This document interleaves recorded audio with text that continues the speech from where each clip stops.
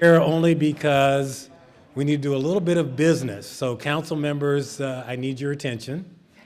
The roll call, let the record reflect that council members Geringer, Candell, and Bliss, and Vice Mayor Anderson are present. Council member Burks is expected later on this evening. We have then the adoption of the agenda, and I've had a request that we move item 7C to be in concert with the CPAC presentation. So that is for your consideration, council members. Is everyone okay with that? I got head nods saying yes. Okay, so we'll make that change. And with that, we'll have our city attorney give us a presentation on density bonus. Is that? Vice Mayor Anderson, I think it's the flip of the presentation. I think we wanted to bring up a different number up to 7C. I'm sorry, I have it here noted on my hip, nice little iPad, but I read the wrong part. So it says, move item 10A up to item 7C, CPAC presentation. That is correct. Everyone happy? Everyone happy? Good, okay. With that, I'll introduce our city attorney, and we'll have a very interesting presentation on density bonus, and I think it's very timely, not only for all of us as citizens to understand what's going on in the legislature, but also because we have the consideration of hiring a lobbyist for us in Sacramento on our agenda later on this evening. So if you're interested in that, that may be worthwhile staying around for that. Okay, Mala, turn it over to you. Good evening, dear council members, commissioners, and members of the community, and welcome to the Lafayette's Density Bonus Ordinance presentation/training. I want to just really quickly go over some housekeeping items. We anticipate this conversation to last about 45 minutes, following which there will be the regular City Council and Design Review Commission meetings. Staff will take questions from the council members and commissioners, and the public will have an opportunity to make comments up to 3 minutes. Please fill out a speaker card. If we can't answer all of your questions tonight because of the limited time that we have, please feel free to send me emails with your questions and we'll respond to them. My business card is on the back table. And with that, I would like to turn it over to Mala to the presentation. Thank you, members of the council, members of the various commissions, and members of the public. The reason we wanted to bring this discussion forward to all of you is to educate you about density bonus law in light of the fact that we're receiving more applications that are complying with density bonus law. So we've had a handful of applications in the past. Most recently, we've had 2 applications in the last couple of months, and we foresee future applications coming shortly. So we wanted this opportunity to educate the public, the commission, and the council on how density bonus law works. It's very different from a traditional application. So it's found primarily in the government code. It's a state law, Government Code 65915. It was enacted quite a while ago in 1979, and the point of it was to incentivize the production of affordable housing. The law has been changing over the years, and I'll talk at the end of the presentation about an assembly bill that is even changing it further potentially. But over the last several decades, it's become I think, more useful for applicants and developers to use, which is why we're seeing more applications come forward. The density bonus law is supposed to be interpreted liberally in favor of producing the maximum number of total housing units. And it works in a variety of ways, but specifically, a developer is going to agree to produce a qualifying project, and we'll talk about the various qualifying projects. If they produce that qualifying project, in exchange, they can get up to 4 benefits, primarily the density bonus, which will increase the amount of density they're permitted to obtain above and beyond what the city's regulations provide for. They can get concessions and incentives if they qualify. That is functionally a reduction in site development standards from what the city requires.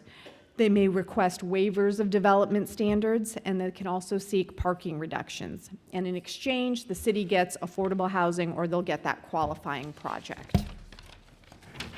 So how do you qualify?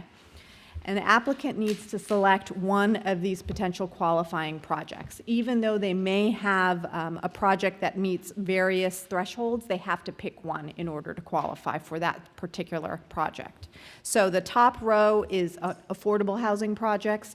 You can see if you provide a 5% very low of affordability in your project, you're going to get a 20% density bonus.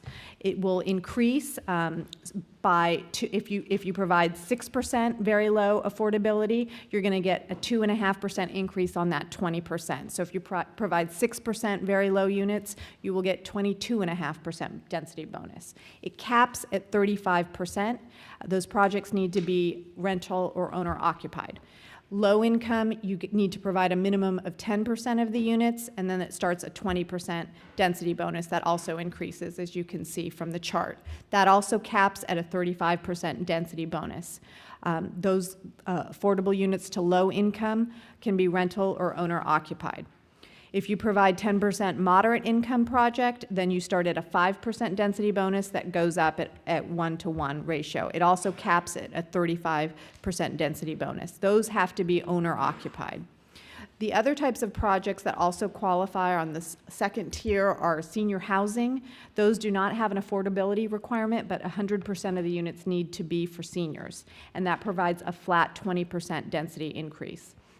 You can also create a project that has housing for foster youth, disabled vets, or homeless, and a minimum of 10% of those units need to meet the very low income thresholds, and then you get a 20% density increase. If a developer donates land for affordable housing, which will produce 10% of very low income units, you will get a 15% density bonus. And then it increases at a 1-to-1 ratio, again with a 35% cap. If you have a condo conversion project, maybe you have an existing apartment project that you want to convert to condos, if you provide 15% low income or 33% moderate income, you will get a flat 25% density increase. That density is going to be within the existing structure, so you don't get to go up and out in order to increase that density. That's just specifically for the condo conversion. And then the last qualifying project was just added last year, and it's student housing for lower income students. So if you provide a minimum of 20% for lower income students, you get a flat 35% density increase. And so these are for accredited colleges and junior colleges. So maybe we can go back one slide. I'm going to provide you with kind of an example of how this may actually play out. And I've picked a 102 unit project, and I'm using 102 units for a reason. You may be wondering why I wouldn't just use 100 to keep it simple, but you'll see shortly. So if the city received a 102 unit project and the developer was going to propose 10% of low income for that project, they would qualify under that chart for a 20% density bonus increase. So 20% of 102 units would mean that they would get 20.4 increased units. We round up under density bonus law, so they would get 21 bonus units. In terms of how many affordable units do they need to provide, it's 10% of the original 102 units. So that would be 10.2 units. Again, we round up, and they would need to provide 11 affordable units. So I wanted to just give you that example to see how it would play out. We don't actually, we can't get the 10% on the full application, which would be with the density bonus 123 units. We only can get the 10% on the original 102 units under density bonus law. So I wanted to clarify that. I had some good pre-questions asked of me in advance, so that's why we provided that example. So if it's a rental project for very low or low income, we can require a 55-year covenant, which will make sure that the affordability stays in place for that period of time. If it's a for sale project, such as for very low, low, or moderate income, the initial occupant has to qualify based on the income level, and then if that initial occupant sells the unit, it's an equity sharing agreement, so the initial occupant gets to keep the value of any improvements they may have put in, their down payment, and the city would get the difference of fair market value versus what the restricted unit would have otherwise been. But we don't actually get to keep the unit, so that's a little a little difference. I mentioned the next potential benefit a developer gets is concessions and incentives. Concessions and incentives are defined in density bonus law as these three potential items. The first one being a reduction in site development standards or a modification of the zoning code requirements or architectural design requirements that result in identifiable and actual cost reductions. Examples that the law provides for, but they're not limited to these examples, are a reduction in setback, a reduction in square foot requirements, and in the ratio of vehicular parking spaces that would be required. Another example of a concession or incentive is approval of a mixed-use zoning for a housing project if the non-residential uses are compatible with the housing project and the existing or planned development in the vicinity of the project. The third other option is other regulatory or incentives or concessions that may be proposed by the developer or the city that would result in identifiable and actual cost reductions. So depending on what qualifying projects you choose, will depend on how many concessions or incentives you may be entitled to. So you can see the first column, if you're a senior housing project, if you're providing that land donation for affordable housing, if you're housing for traditional foster youth, disabled vets, or homeless, or you're the student housing, you get no concessions or incentives. If you're an affordable housing project, you can get anywhere from 1 to 3 concessions, depending on your level of affordability. Child care facilities, you can see at the bottom of the number 1 concession incentives, you either can, if you provide child care facilities for a residential project, you can either get a density bonus or 1 concession. You don't get both.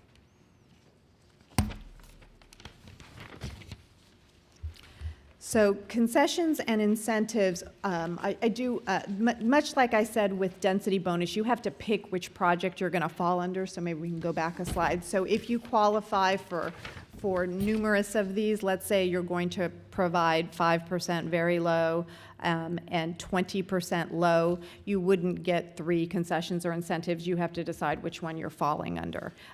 Obviously, the applicant's going to pick the number that is most suitable for him or her.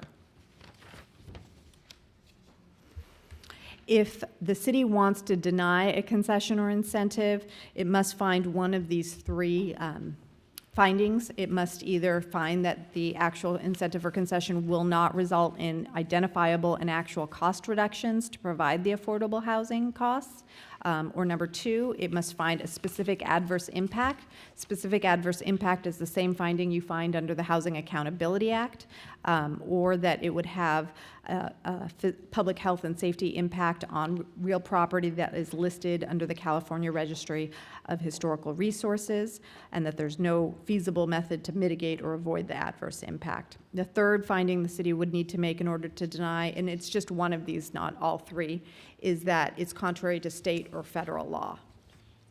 Yeah, please.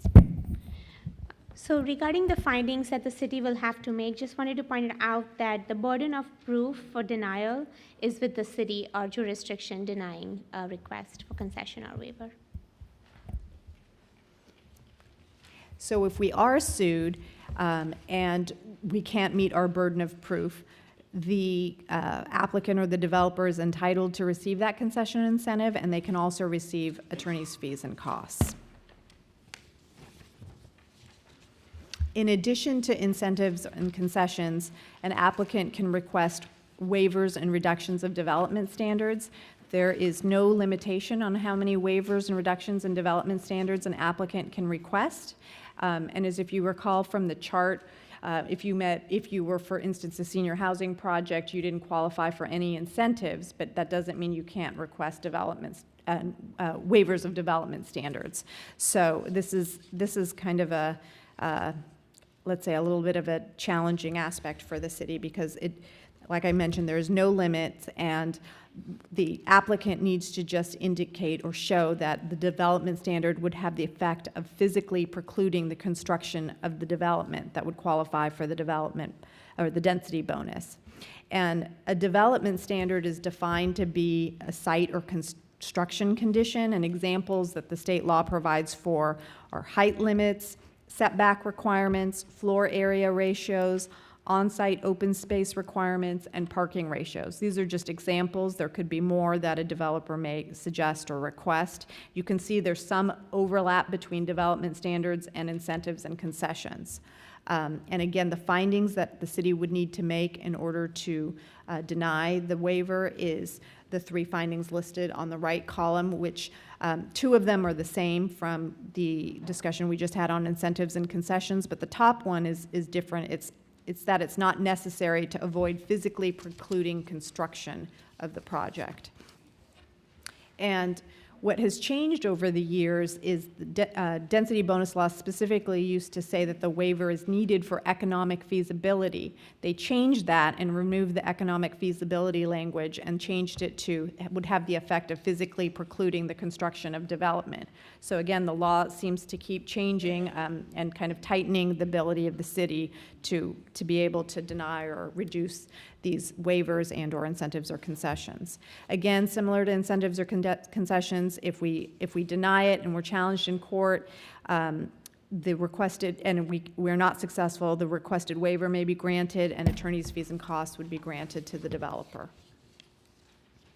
The 4th thing that can be requested are reductions in parking requirements. Under density bonus law, it provides for a requirement of 1 space for 1 bedroom, 2 spaces for 2 to 3 bedrooms, and 2.5 spaces for 4 or more bedrooms. These requirements are actually higher standards than the city already requires. So the city has a reduced parking requirement. In addition, a developer can request reductions in the parking. You can see 0.5 space reduction if they provide a certain level of affordability and they're within a half a mile of a major transit stop. Likewise, if it's a special needs development and they're providing a certain level of paratransit or access to fixed bus route service, they can reduce it by 0.3 spaces per unit. And then they can also reduce it by 0.5 space per unit if it's a low-income entirely rental unit that's within half a mile of a major transit stop, or if it's a senior project and it provides paratransit or access to the fixed bus route service. So what is the city's role in implementing density bonus law? We're required to adopt a local ordinance that shows how we're going to comply with density bonus law and how we're going to implement it. The city has done that. Even if we adopt this ordinance, it doesn't, and we fail to, or we adopt standards that don't match the law. As I mentioned, the law is constantly changing, so if we didn't update the ordinance, it doesn't relieve us of having to comply with state law. If there was some difference in our ordinance and state law would trump our ordinance.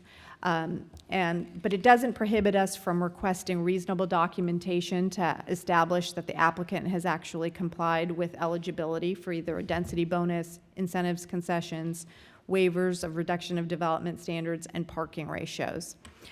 Last but not least, and I think what's a very different point to distinguish from a traditional application, is the grant of a density bonus or a concession or incentive does not require a general plan amendment, a zone change, a study, or other discretionary approval. So for instance, if someone is asking for increased height and it does not comply with our general plan or our specific plan or our zoning, in a traditional application, we would deny that, or we would request an amendment to the general plan or the zoning or specific plan, and those are all discretionary. But under density bonus law, we cannot require that. So I think that for the public, that is really an important distinction from a traditional application, that the city cannot require the general plan amendment or the zone change if it does not comply. So as I mentioned, we do have a density bonus ordinance. It's found in Chapter 6-36 of our municipal code. What I wanted to point out here is that we distinguish 3 different tiers of applications depending on what someone applies for. So if it's a reduction in fees or the public art requirement, it would go to the zoning administrator. It'd be considered a Tier 1. If it's reduction in building setbacks, lot area standards, it gets heightened up to the Planning Commission. And if it doesn't fall within a Tier 1 or Tier 3, it would go to the City Council. And then, in addition, you can see density bonus in excess of what is provided for under state law, which is not required to be provided by the city, would also go under Tier 3, which is a City Council action. We do have an inclusionary housing ordinance, and there is an interplay between our inclusionary housing ordinance and density bonus law. The city, under its inclusionary housing ordinance, requires that housing projects in the downtown provide a certain level of affordable housing. If it's 15% of the units, and depending on the type of project, for single-family housing, it's 15% moderate. For multifamily for-sale housing, of that 15%, 9 is low or moderate income, and 6 is very low income. If it's rental housing, 15% of the units, again, are affordable, but 9% must be low income, and 6% is very low income. So with regard to the multifamily for sale housing, if someone is providing, or let me jump back up to the single-family housing, 15% moderate income would give you a 10% density bonus with one concession. If you go to the multifamily for sale housing, if you provide the 6% very low income, it results in a 22.5% density bonus with one concession / incentive. And that's also the case for the rental housing. So there is an interplay between our inclusionary housing ordinance and density bonus law. And if someone does comply with this, we can't tack on, we can't say, okay, in order to meet your density bonus requirements, you have to produce the 6% very low plus the 5% low in order to start the trigger. You have to, as soon as they hit 6% very low, that results in the 22.5%. There was a case out of Napa which tried to say that we have an inclusionary housing ordinance, so because of that, you don't trigger density bonus law until you exceed past our inclusionary housing ordinance, and the courts did not agree. They felt state law trumped the inclusionary housing ordinance for the county. The last thing I wanted to point out, we've been talking about how the law has changed over the years. AB 1763 has been authored by Assemblymember David Chu, and what it is currently proposing, it's passed out of the Assembly House Committee, and it's going to the Assembly Local Government Committee. It is proposing a new category of 100% low income. So if you produce 100% low income, you'd be entitled to an 80% density bonus. And then in addition, you'd be entitled to 4 concessions and incentives. And then if your project was within half a mile of a major transit stop, the city would not be able to impose maximum controls on density and shall allow a height increase of up to 3 additional stories or 33 feet, and an increase in the allowable floor area ratio of up to 55% relative to the underlying limit. So you can see the trajectory of density bonus law is getting to be greater, and we're going to see more of these applications coming before us, which is the point of why we wanted to have this presentation. And at this point, we're happy to take questions from the council and the commissions.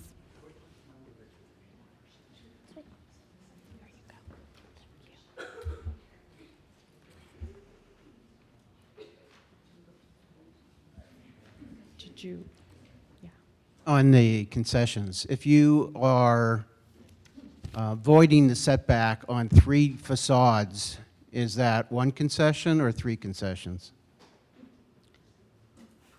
That's a good question. On 3,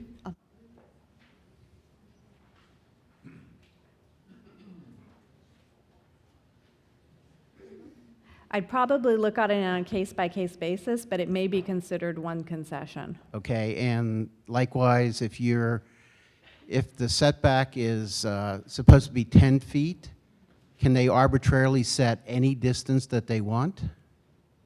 So if they're using it under a concession or incentive, they just need to indicate, so let's say they wanted to go to a 0-line setback, then they would need to just indicate that it would result in identifiable and actual cost reductions. We could request that data information, but yes, they could potentially request a 0-line setback if they asked for it under an incentive or concession, or likewise through a waiver. And if they go over the height limit on the zoning, is that considered a separate concession outside of the setbacks? Exactly. So that would be, if they were only entitled to 1 incentive or concession, they would want to choose carefully which one they might pick, because then the next one may need to follow into a waiver.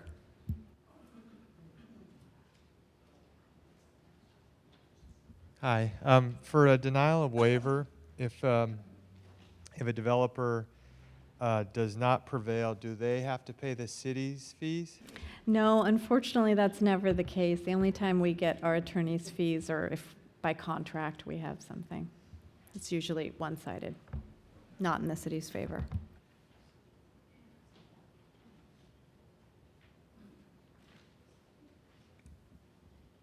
Is the cost reduction total construction cost or cost per unit? I think it's total construction. So with the example of requesting a 0 lot line setback, that would result in a larger building, so it would be hard to, I'm trying to play that out and see how that would. How they might prove that. I mean, arguably, they may say the larger building will allow them to maybe to develop the market rate and be able to charge more for the market rate, which would produce the project, subsidize the affordable units. That might be an argument.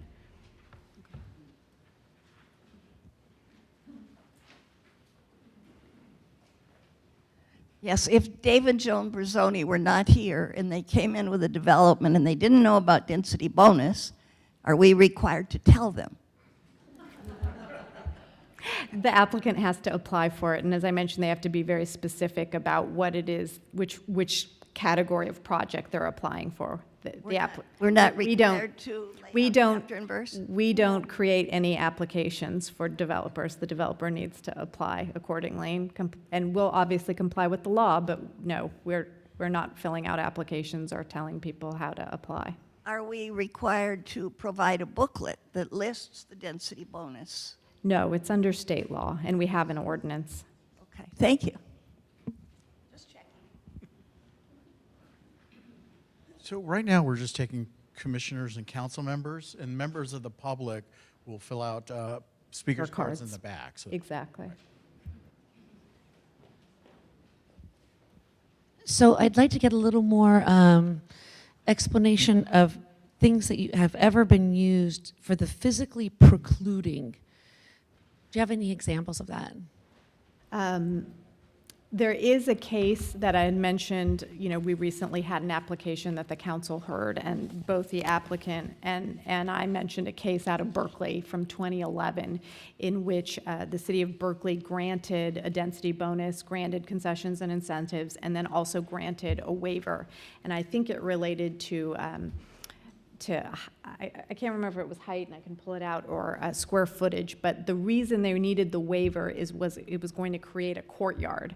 And so when the city was sued, it was sued under the thought, why do you need to grant the waiver? It's only needed for what is called an amenity, right? It's not needed for the actual units, the affordable units. So you didn't need to grant that waiver.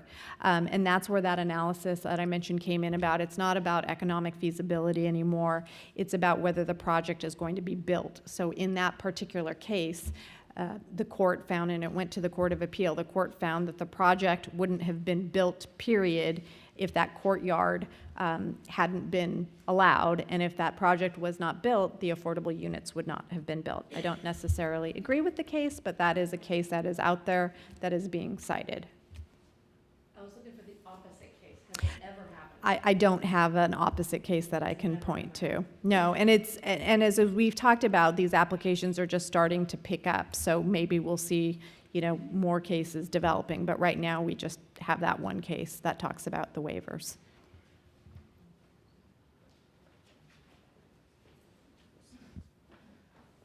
Thank you for the great presentation. I had a question about the equity sharing agreement possibility for the for sale projects, which was on slide 5 of the presentation. It mentions that there's an equity sharing agreement for sale projects unless it's in conflict with the requirements of another public funding source or law. I know it's the bonus, this law has only been around for so long, but do you have a sense of how common that comes up, or what are some of the typical conflicts that would arise? I can imagine what some could be, but in practice, any sense of how frequently that conflict presents itself in light of a potential equity sharing agreement? I wouldn't know. We would have to look at the funding sources. I think why it's called out, because I don't think they're trying to conflict with other funding sources that may be contrary to this equity sharing arrangement. I think that they're trying to make sure that we get an equity sharing arrangement if it doesn't conflict. But I can follow up and see if anyone else in my firm has any examples where it's actually happened.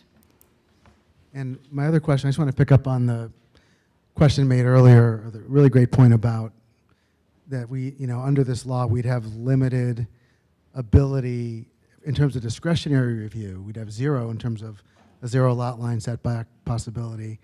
But am I understanding correctly that if we determine, for example, that with a zero lot line setback, ingress and egress to the lot could raise safety concerns in terms of emergency access, that would be one of the scenarios under which we could deny that incentive or waiver.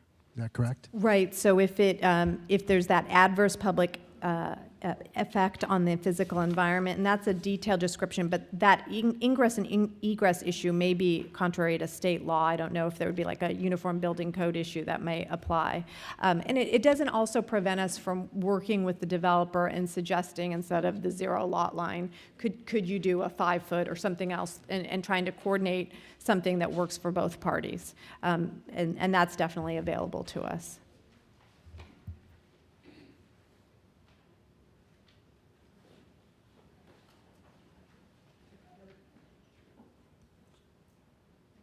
You know what, if I might, I think we do have more council member and commission comments. Before we go to members of the public, we were trying to make sure we got all of those comments addressed, and then we would take public comment.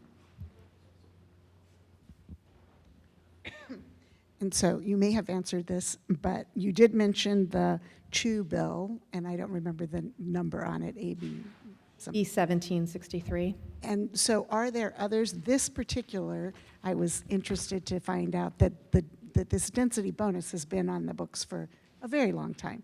But the changes along the way are the ones that, take away a little bit more of our, chipping away at that. So is the CHU bill the only bill that's currently has anything to do with the density bonus? Yes, I did confirm that. That's the CHU bill, AB 1763, is the only bill out there right now that is impacting density bonus law. And I don't think anything more can be introduced at this. And I can look it up, but do you know where it is? Has it gone through committee yet? Yeah, so it's gone through, it got on April 10th, it passed out of the Assembly Housing Committee, and now it's supposed to go to the Assembly Local Government Committee. Okay, thank you.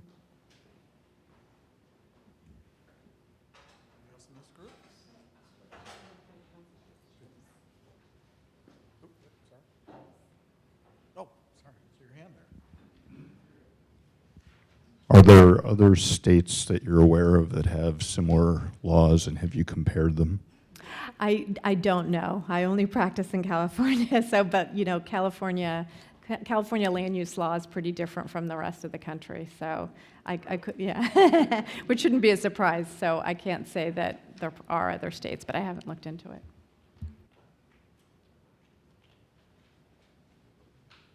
Are there any more questions from members of the council or the commissioners?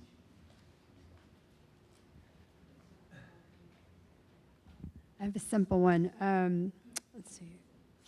There was a reference to unobstructed access to public transit. What's the That's not definition of that? defined. I know. I was contemplating that question, and it's not defined. So I'm not exactly sure what that might be. Is it that you can walk to it, or that you can drive to it, as opposed to just as the crow flies, is what I suspect, but it isn't defined.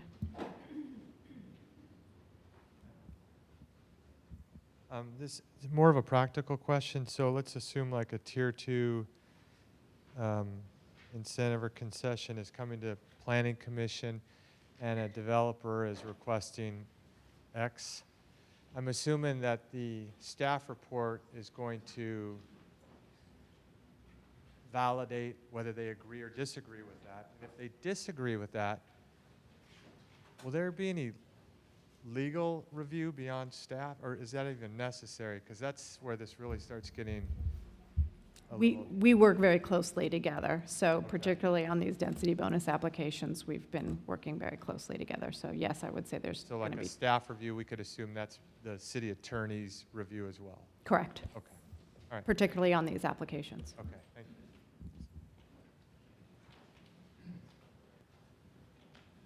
So our, inclusionary housing ordinance is at 15%, and this is less than that in categories. And so that seems like that is, pushing this forward. We're getting more applications because people are trying to get around our inclusionary housing ordinance. So if they do come in at 10%, and we're supposed to have them come to 15%, do we allow them to go, do we force them to go to 15?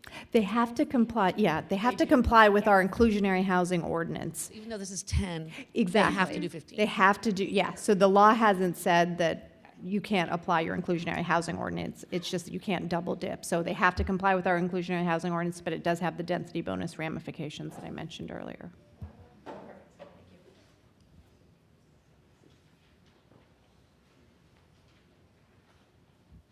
Should we go to members of the public? Are there no more council or commission questions? Okay. Whatever. Sure, you can. Yeah. Please do. You can come up here to speak.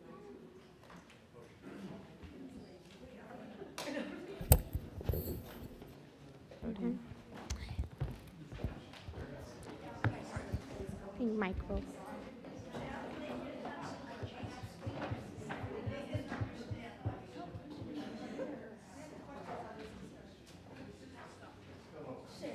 We're still going to take public comment. We were just having the council member go back to the dais.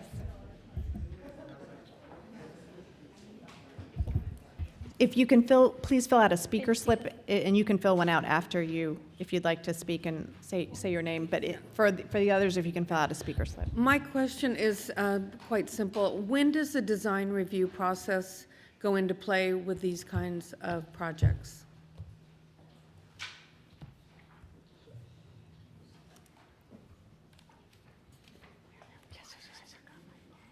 It would just be part of the application process. Okay, so if I'm concerned about such a project, at what point as a property owner in close proximity would I have the opportunity to voice a protest? So these projects are not exempt from a public hearing process. So if we schedule a public meeting, say with the Design Review Commission, we will be sending out due notices as we do with other projects. And so that will be our opportunity to come forward and provide comments. Okay, good, thank you.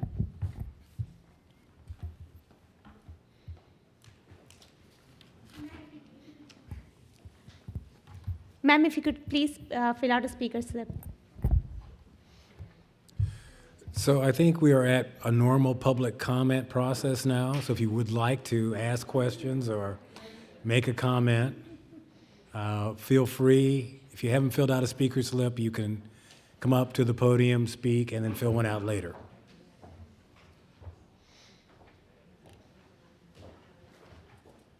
Okay, Laura Lamott, followed by Cheryl McDonald.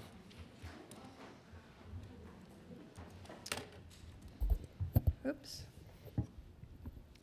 I think I have a simple question.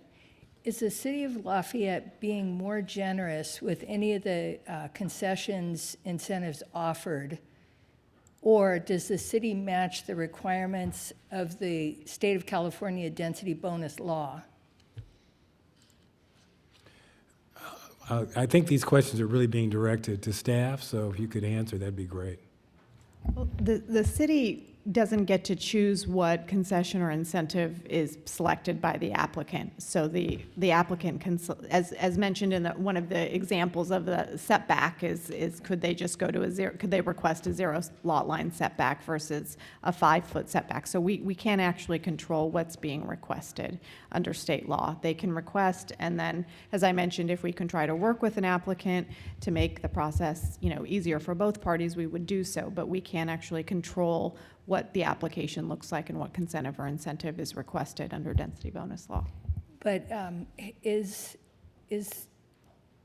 let's see, is the city going to be more generous with what they offer? I know that you were required by the state of California to submit a city, let's see if I can think of the right word,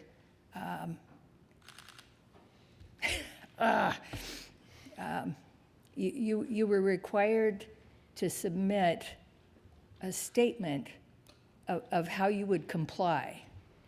And so is the city of Lafayette being more generous with what we offer, or are you just basically kind of going by what's required from the state of California density bonus law? Are we going over? I don't think we're granting anything that, we're not obviously required to grant anything that the state law doesn't provide for, but I do think we provide some opportunities for requests to be made, but it does not mean that we would grant them. For instance, I think you saw in the Tier 3 example, someone could request a higher density bonus than is provided by state law, but we're not required to give that. But, you know, let's say the city was interested in maybe more affordable housing units, the city may be interested in granting a higher density bonus. But again, as I mentioned, there's no requirement to do so. Okay. All right. Thank you. Cheryl McDonald? And that's the last request I have to speak or ask questions on this. So I'll look this way. So really quickly, not in here, there was the 100% low income, I think it was, density, and it talked about it being 100% and that it could be 3 stories above the highest building we have. So if we have downtown phase 3, which is 4/5 stories, then they can go up to 8 stories. So can we deny that because we don't have a fire truck that has, the closest fire truck that can get maybe that high would be in Walnut Creek? Is that a safety that we can deny?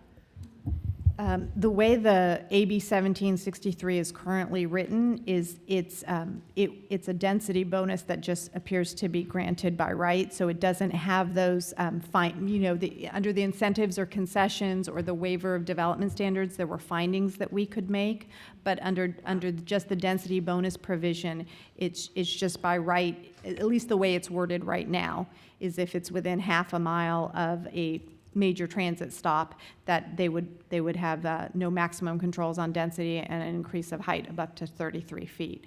Obviously, there's still time to shape the bill, and so these are things that the council may want to consider going forward, but the way this is currently written, it doesn't allow us to make certain findings to deny that increased density and height. So fire would not be one of them. And is this SB 50? Sorry? No. B 1763. Okay, thanks. Okay, do we have any other questions from the public or comments? Okay, well, it was a very good presentation, and I think we're close to being on time. If I could just indicate once again, we did have an application very recently at Brown Avenue, Mount Diablo, that exercised certain requests as well as waivers. And so if you'd like to really see how this works, that's a really good example. You can look at that and really clearly see what happens. But what I tried to explain at the time, and I think the idea here is for you to better understand, is our hands are really tied because of the state law. And when we talk about AB 1763, along with another 199 other bills that are floating around in the legislature right now, we're looking at a lot of issues that we're going to have to wrestle with that are really taking away our ability to control the development in the city. So we are going to be talking later on about hiring a lobbyist in Sacramento to help us kind of craft both our argument and get into the offices of some of the legislators who can hopefully make a difference. It's a bit of money that we feel is well spent because is such a serious threat to our ability to control development in the city. So that will be coming up later on in the agenda. If you're interested, please stay around for that. Otherwise, unless there are comments from council members, okay, then we are done with this item. We'll take a break until 7 o'clock, and then we will reconvene our normal meeting. Thank you all for coming tonight. And tell everyone what you heard. Let's disseminate the information. Okay, thank you. Whoever's in the kitchen.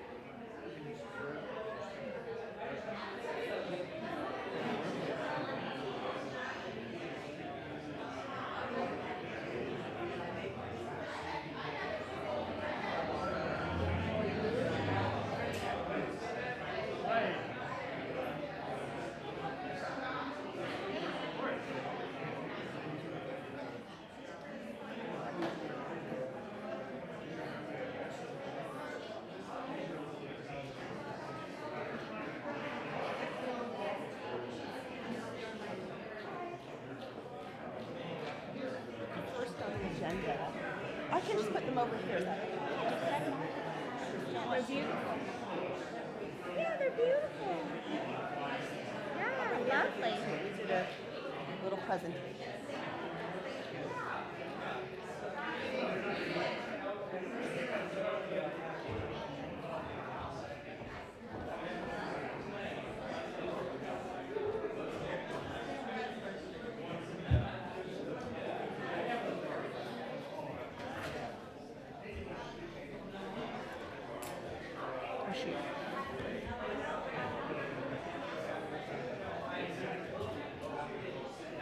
All right, I put my. They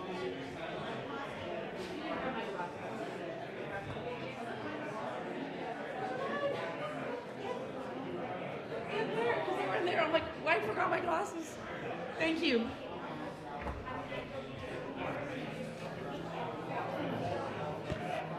Would you like a soda? Maybe. What kind? Yeah.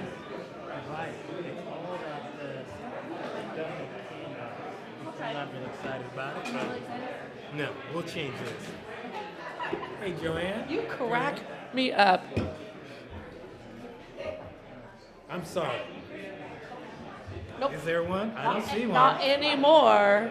Somebody snagged it. It's fine. It's fine. Oh my God. But a Diet Coke for me. But for me, a Diet Coke would be good. I like Either Diet one. Pepsi. I'll take Diet it. I'll take Coke. any diet, whatever. Yeah. Things are changing. And for the better, I would say. Yes. Okay, I know you are. You're good. You're a professional. Yes. This is questionable. This isn't gonna cut. No. Well, we'll see. We'll give it a try tonight.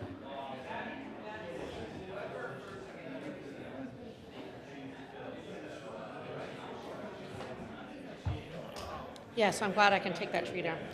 Yeah. It's like 10 trees. Like 10 trees. It is Turns it so size.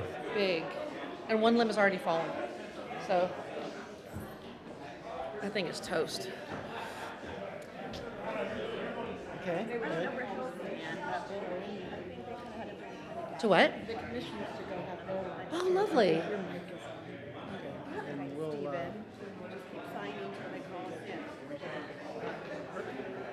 thank you. Yeah.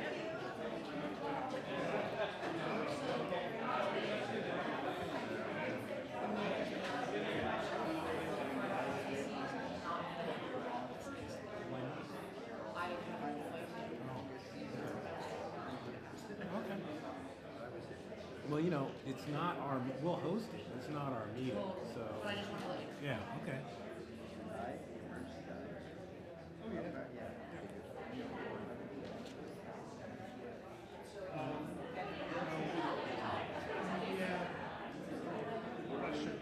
Joanne has all the details.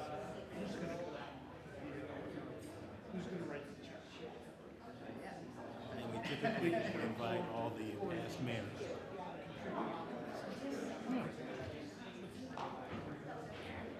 And introduce them. But the last time we did, it wasn't that long ago, it seems like.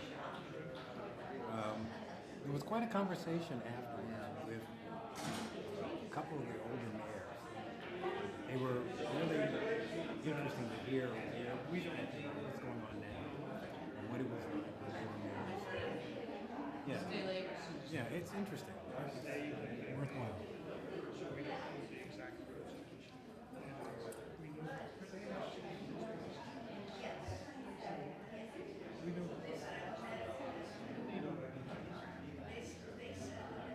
That's a separate organization. They do their own thing. We're the hosts. We at the end kind of say hi, thanks for coming. And I know you're hungry, so hi, goodbye, go eat.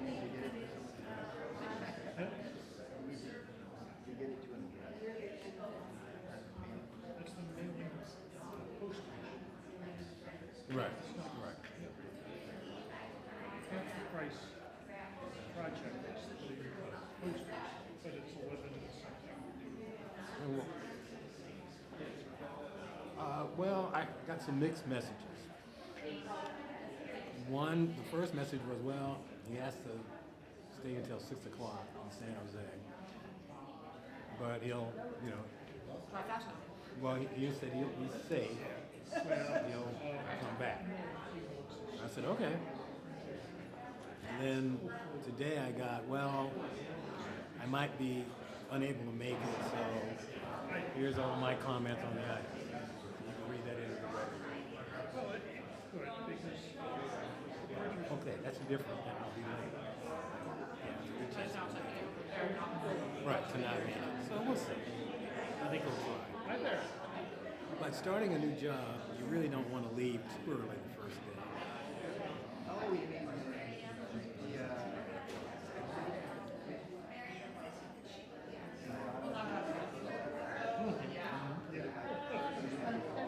At least past the first day. You still have those.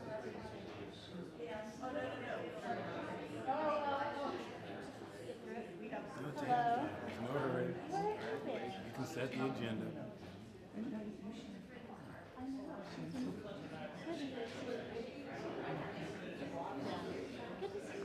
Yes. Did you get one? No longer. Did you want one? Nice, good for you, thank you. Grapefruit. 0 calories, by the way. Good to see you.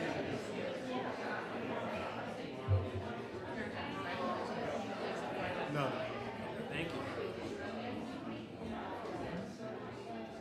Yeah.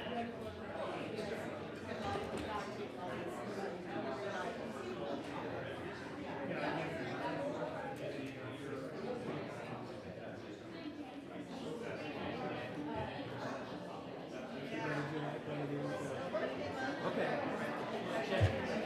We're so far away.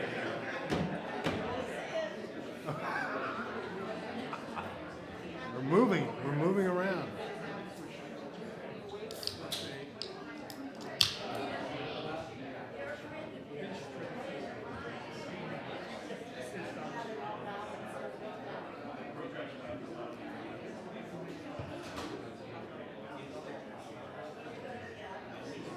Break you guys up, yeah. Yes, right.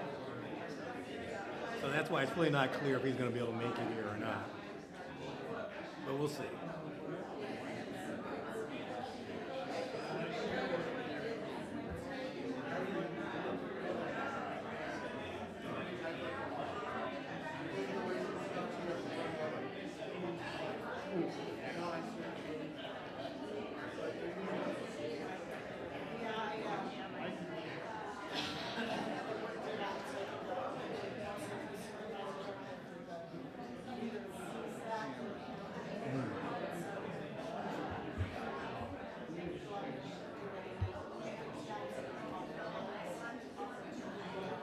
Good.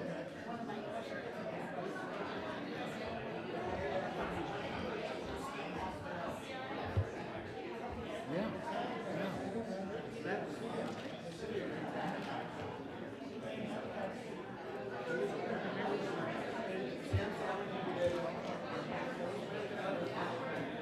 I would assume so. I would assume so.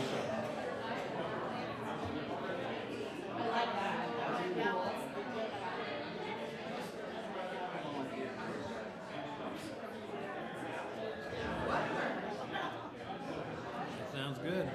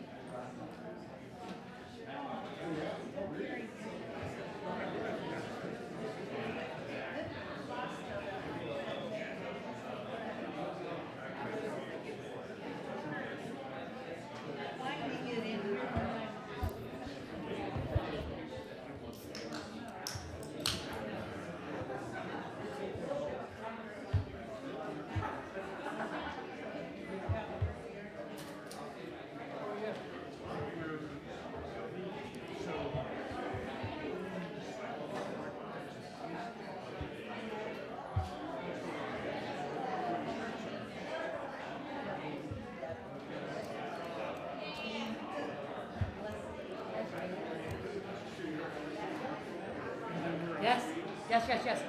12-0. Right, yeah. That was, Well, I just don't know if the legislature really cares. This is what we'll see. I don't know. I just don't know.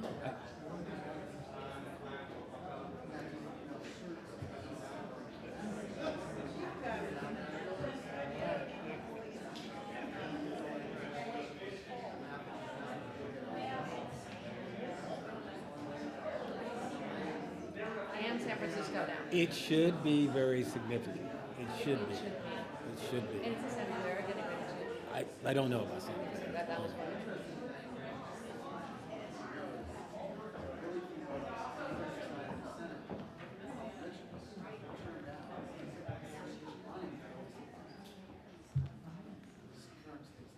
Okay.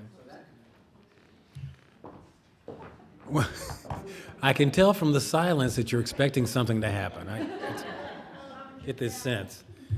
Okay, we'll call ourselves back to order, and we'll begin the meeting with the Pledge of Allegiance. If you'd all stand and join me. I pledge allegiance to the flag of the United States of America and to the republic for which it stands, one nation, under God, indivisible, with liberty and justice for all. Thank you very much. Okay, that brings us to public comment. This is an opportunity to speak on an item that is not on our agenda, but within the purview of the city. Is anyone interested in making a public comment? Okay. All right, guess not. All right. So that gets us to always an exciting graduation ceremony, the Citizens Police Academy. Graduates are being recognized tonight. And Chief Aldrich, are you going to do the honors? Would you, sir? And you guys did not bring your guns with you, right? I know the gun range is always one of those favorite things to do on this academy, so. Well, good evening. I'm excited to present our spring graduates of the Spring 2019 Citizens Academy in Lafayette.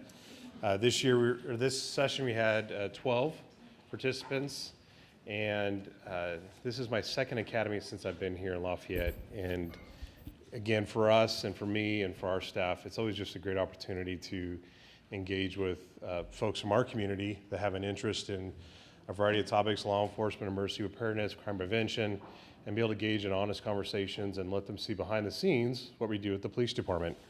The spectrum of resumes of this group was pretty broad and pretty impressive. We have working professionals, we have retired doctors, we have current doctors, we have retired professionals that have worked in public safety, have worked in emergency preparedness.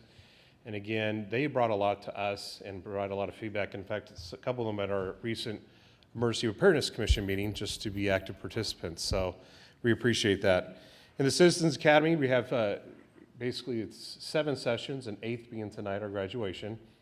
It's 6 Tuesday nights, and they're giving up 3 hours on an evening. And I think everyone had families and many had kids at home. So this is a commitment from them, along with one Saturday, which is the gun range. And for us, is the opportunity to educate, share, and receive feedback from them. We have instructional blocks that cover criminal justice, traffic, investigations, firearms, obviously, use of force, which is our simulator up in Pacheco, and then we did tours of the coroner's office, our dispatch center, and also of the main jail facility in Martinez. I'd like to thank Kathy Surges from the Lafayette Police Department.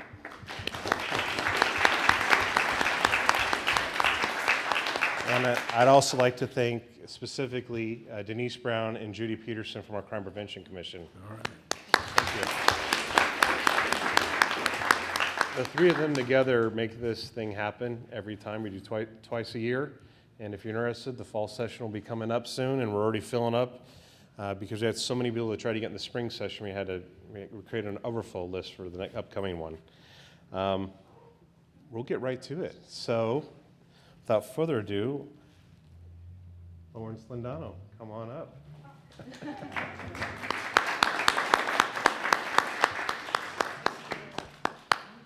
Next, we'll have, and I debated on how to pronounce the last name. I apologize. I just called you Ryan. Ryan, is it Matt Luca? Matalka. That was really good. Next, we'll have Ernest Herman.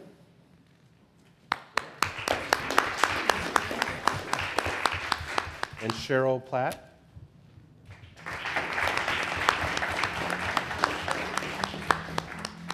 And Jerry Gabriel.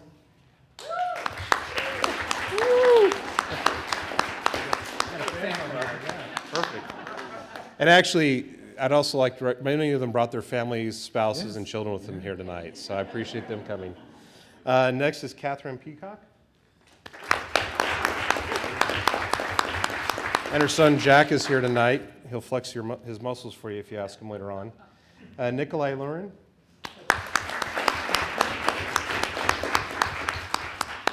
Jan Peary.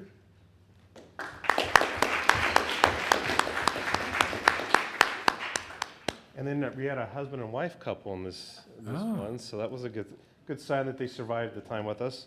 Lori Chang and Stephen Chang. All right.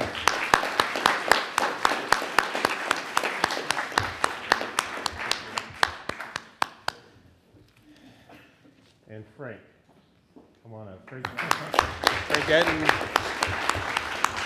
retired attorney, and definitely was an active participant, and we appreciated it. So thank you very much. And last, we have Clifford Akamoto.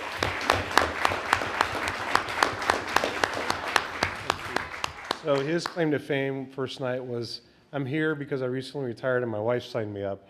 So now we're just going to get on her to sign up for the next one. So thank you very much, and thank you to all of them and their dedication to our community. We'd like to Oh, okay. okay. As well, if we may. Sorry. Yes, you may. Please do. Yeah, ladies first. Okay. I didn't see on the other side. Judy and Denise. Oh my gosh. From all of us.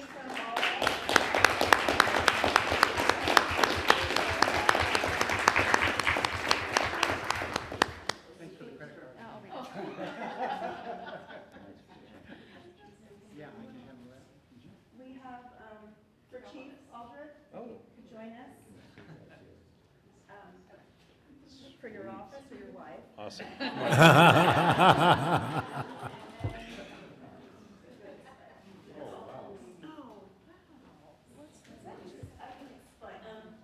This year, the police department is partnering with the Leukemia and Lymphoma Society for their annual event in July. The chief can give you more details on that. But as a class, we made a donation in their honor to the charity. Wonderful.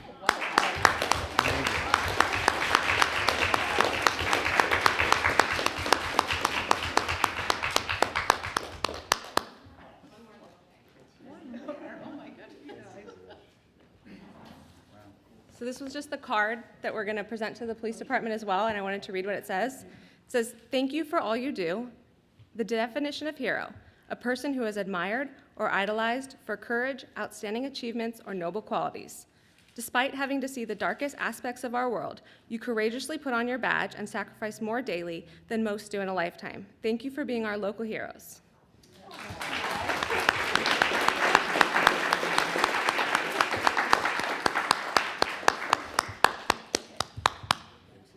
And we have someone very creative in our group. So her family tradition is to make up a poem having to do with the night before Christmas. So she wrote us a poem about the Citizens Academy. "'Twas the night before the spring Lafayette Citizens Police Academy, and all through the houses the new students were sleeping, all quiet as mouses. We arrived the next night, excitement in the air, to find Chief Aldred and Sergeant Rossberg were there. We learned about the law and what policemen can do. They are here to protect us, the brave women and men in blue. The next week we studied traffic with officers Black and Drolette. We learned nothing is as scary as being chased by a cop. The following week we met Cindy, who taught us how to process a crime scene. Then Detective Marshall led us all in a bank robbery scheme. With Sergeant Londano, we went to the range, who taught us gun safety is nothing to trifle. And with the help from Jill, Tom, and Dave, we fired pistols, shotguns, and a rifle.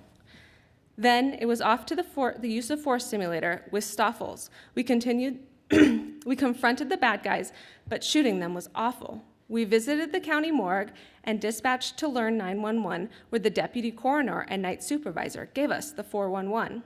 Last was the visit to county jail, where Officer White joined our tour. We learned what it's like to live behind a locked door. We all did a ride-along helping protect our city from crime, and now we're going to end as it's becoming harder to rhyme. Tonight we are graduates, smarter and wiser, with all we have seen. Many thanks to Denise, Judy, Chief Aldred, and his outstanding team.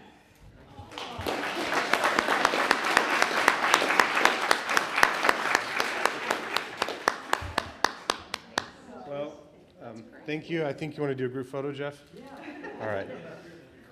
Just to add on the check, thanks for the very generous donation. And we'll be putting out more information. You can go to the Lafayette PD Facebook page if you're interested. But we have our annual safety fair, and part of that's a motorcycle competition. Every year we try to partner with a nonprofit to raise money for that. And this year we partnered with the Leukemia and Lymphoma Society. They're based out of Walnut Creek, and we've had officers that have been affected by cancer and spouses. So many in our community are, and so we're really excited to partner with them. So thank you. Awesome. And we'd like to do a group picture. We want to be in it too. So we'll just all go up on the stage. How's that? Here. Where do you want to stand? Just right here, if you can all gather within there as best as you can. Why don't we get 2 council members? Late at night.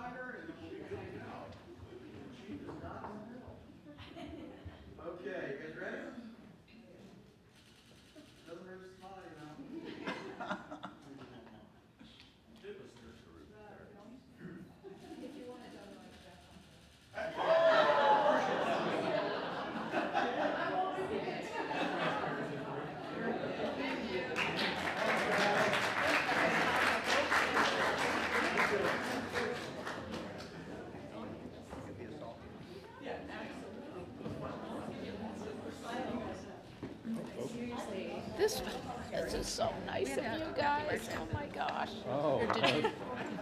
Just kidding. Where's this? There she is. I got orange. Okay, so that will bring us to the Emergency Preparedness Commission annual update. Commission members, please come forward.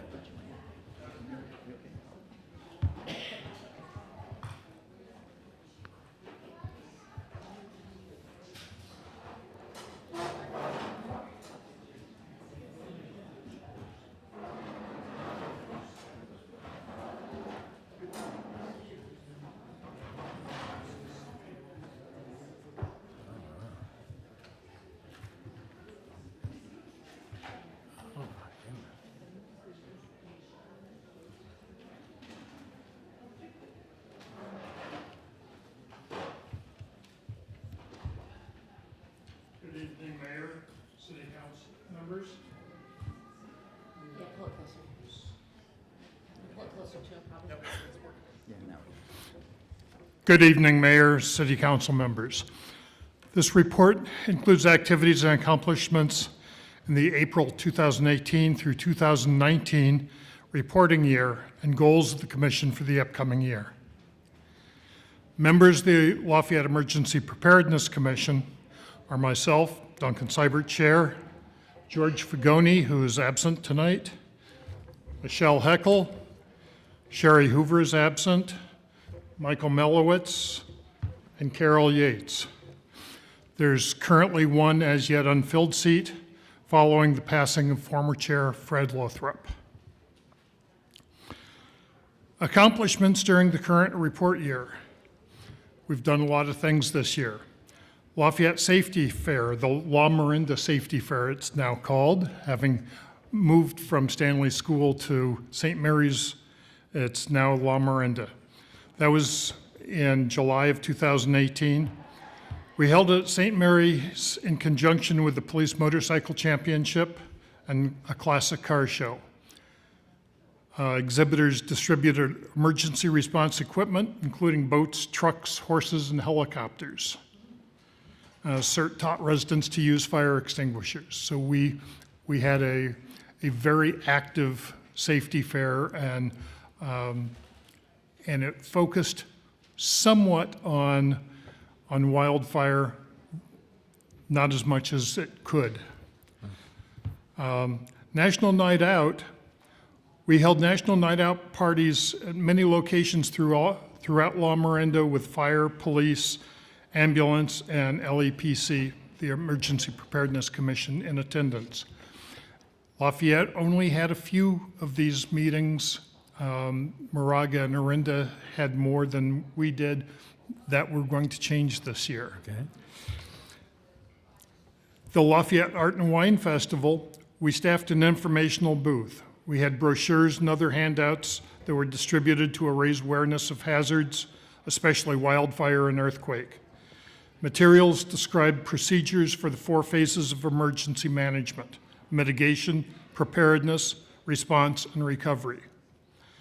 Our La Miranda CERT team, again, provided traffic and parking control, and we also had a role in radio dispatch operation for the festival, conveying requests for supplies, maintenance, and emergency response. Spring Hill Homeowners Association meeting, we had a presentation with law, fire, and CERT to the Spring Hill HOA members regarding preparedness and evacuation. During the Great Shakeout in October, we used it as a training event in Lafayette.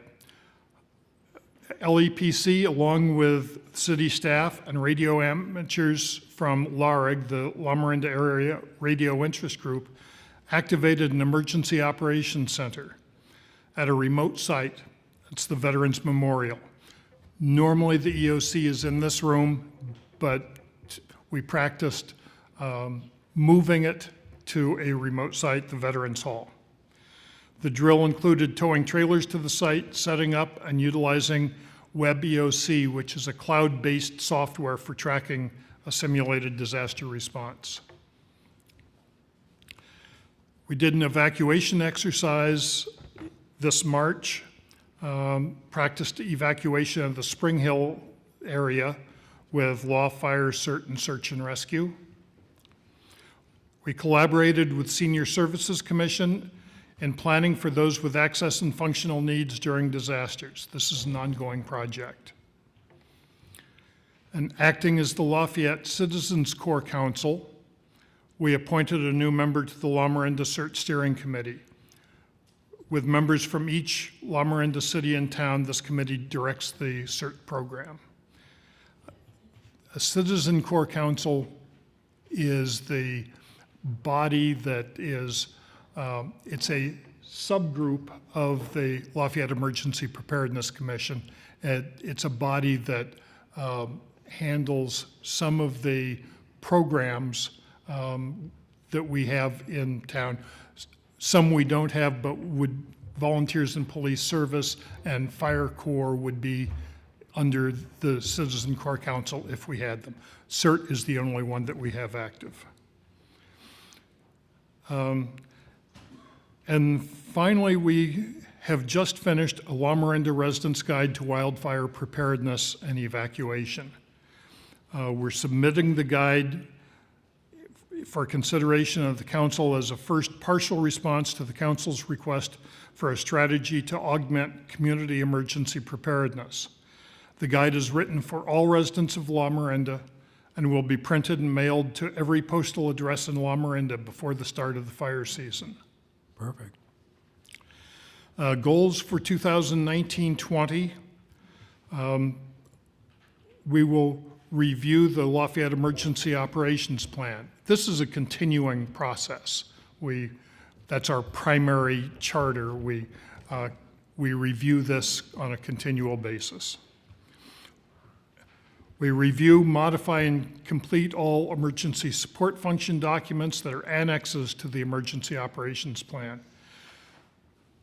Well, we've gone through the annexes, we've written them, and we're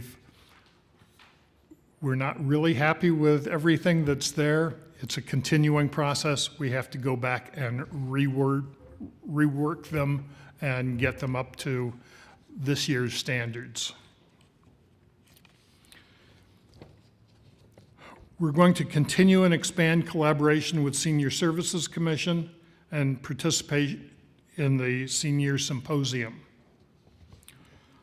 We'll continue training with the Web EOC software, continue our neighborhood preparedness classes, and continue and expand support for La Miranda CERT. Enhance the wildfire preparedness aspects of the La Miranda Safety Fair. And we're changing the focus of National Night Out from the traditional police community partnership building to neighborhood members getting to know one another and making preparedness and evacuation plans together so no one gets left behind, especially seniors and those with access and functional needs. Finally, we will exhibit at the Lafayette Art and Wine Festival again, this time with a focus on wildfire evacuation.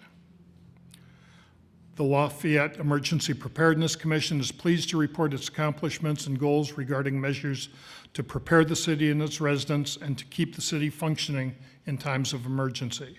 We will continue efforts to inform residents about measures they can take to prepare for and respond to emergencies and to leave no one behind. With that, I'd like to direct your attention to the Wildfire Preparedness and Evacuation Guide. I think all of you have seen this before. This has now been approved by the co-sponsors down at the bottom, the town of Moraga, city of Orinda, Contra Costa Consolidated Fire, Moraga Orinda Fire, and La Miranda CERT. And we're hoping that you will accept this as the document that we have written for publication. Excellent. Thank you. Thank you. Really well done. Are there questions for commissioners from the council? Well, I have one. So the evacuation plan, I'm glad we have this now. This is great. I always wondered if we needed some kind of physical signage to help guide people should an evacuation actually take place, so people know what routes are good routes to take or which ones may not be so good because they end up in narrow streets or, just a question, I don't know. And that's an excellent question, and it's a really challenging question. The fire chief in Moraga Orinda is getting grant money to put some electronic signs up in Moraga and Orinda where they can turn them on and off, and they'll have a red X to say this lane closed or this lane open for a green X. That way they can run contraflow traffic. That's very good on a few streets in Moraga and Orinda. Frankly, I don't see the need for it here, but it's something to talk about. The setting up evacuation routes when you are next to an ocean and you have a hurricane coming, that's easy because you just want to get away from the ocean. When you have wildfires and you don't know where the wildfire is going to be, where the smoke is going to blow, you don't know how the fire engines will have to come in and how the people will have to get out. That's a last-minute call, and it changes during the event. So it's very hard to put up signage for that. something we're looking at, but it's very hard to develop No, signage. I understand. From what you've described, it makes a lot of sense. It has to be an active response because wildfires are going to occur in whatever random matter they occur, so. Right, we have zone maps of the city, which are, really they are designed not for residents. The residents know how to get out of town. Those zone maps were developed for first responding officers who come into town, don't know anything about it, and they're assigned to an intersection told, keep people out of this area. So we have to give them some background information of the area. Okay. The zones that we communicate, law, fire, and the community warning system all work with the same zone maps. It just serves as a tool to tell them to evacuate this area or part of this area. It's simply a tool. The evacuation routes are very fluid and cannot be predetermined. We know the roads that can be used for evacuation, but we don't know if they will be good for evacuation. Yeah. Excellent. Okay. Thank you. Any other thoughts or questions? Councilmember Candell. Thank you.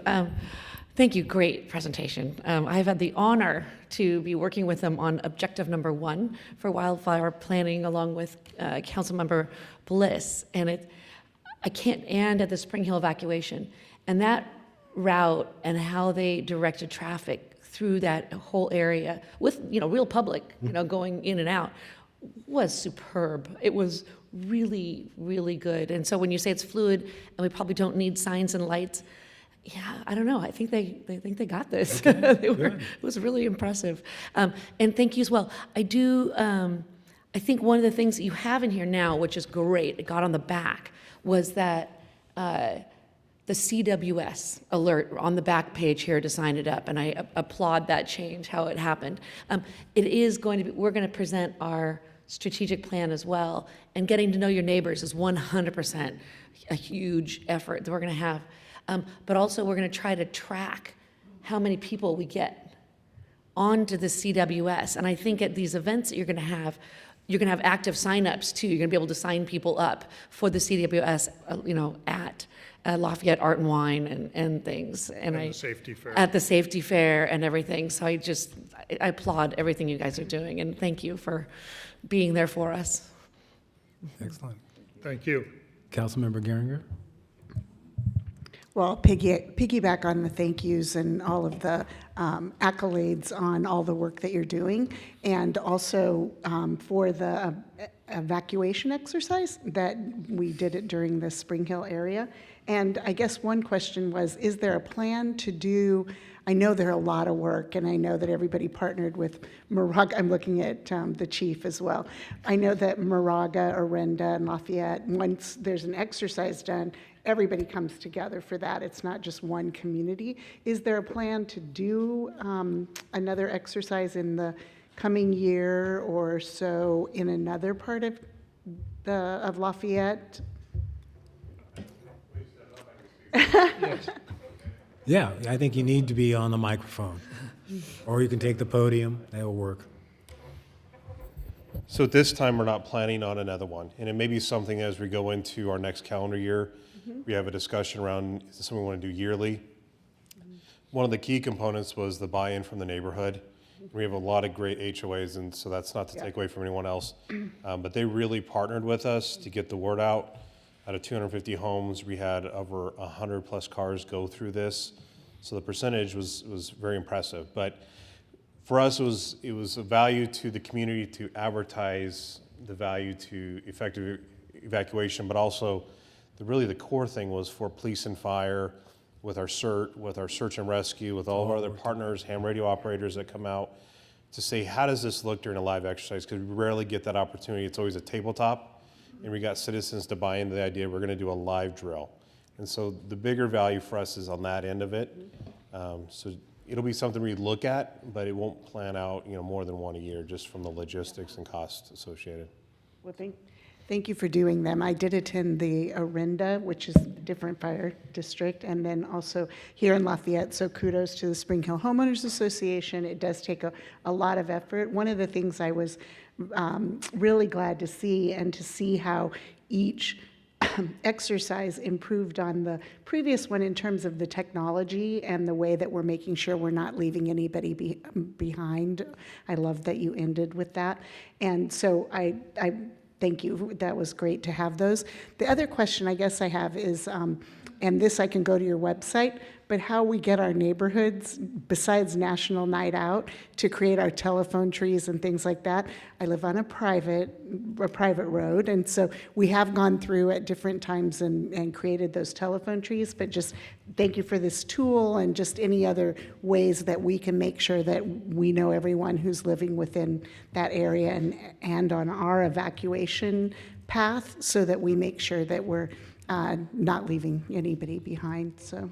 One of our members who's not here tonight, Sherry Hoover, does a neighborhood preparedness seminar series, and she is available for any neighborhood when people want to start getting their neighbors together.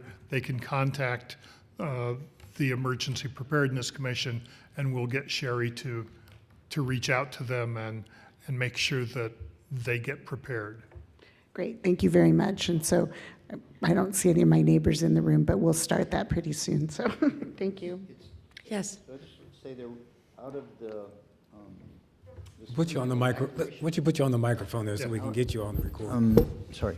Be great. So out of the Spring Hill evacuation exercise, there were something over 120 people signed up for the CWS system, which is great, out of the 250 houses.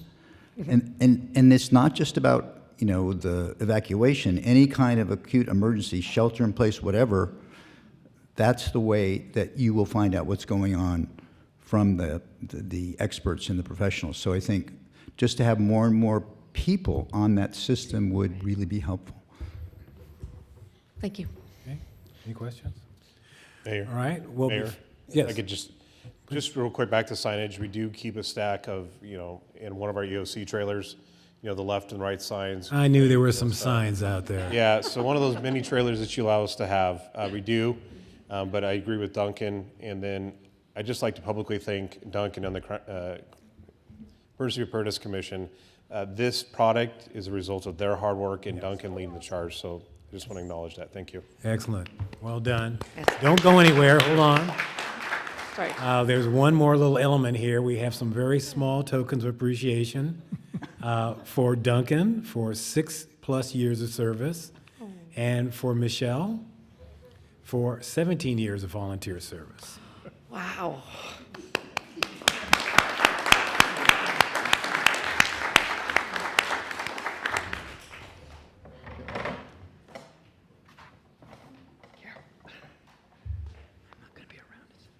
Yes.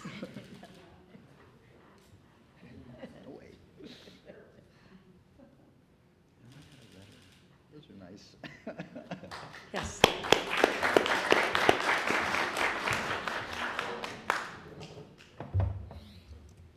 Mm-hmm.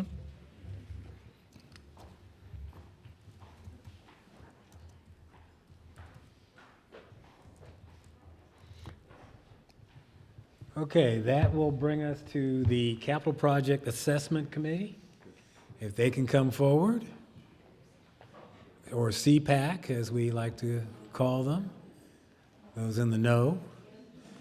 And we're going to also take up item 10A.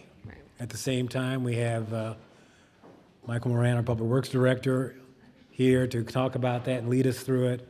And this will give CPAC a chance to comment on this report, which they had a lot to do with. Okay. So, Mr. Moran, if you would like. Thank you, Vice Mayor and Council. I appreciate you sort of consolidating these items. I just want to see the table as well as we can. Thank you. You'll see that the update from CPAC and the staff report are very related. Staff is asking for an adoption of the 2019-2020 proposed capital improvement program, and it is essentially this table up before you. And just a couple things about the table. The top two projects are preventative maintenance projects or street projects, basically. And the second one, Pleasant Hill Road, is a grant project, and the top one, it says Preventative Maintenance Street Program, excluding Pleasant Hill Road, is what I would call the Preventative Maintenance Program, and you'll see a total price tag on the top right there of $2.65 million.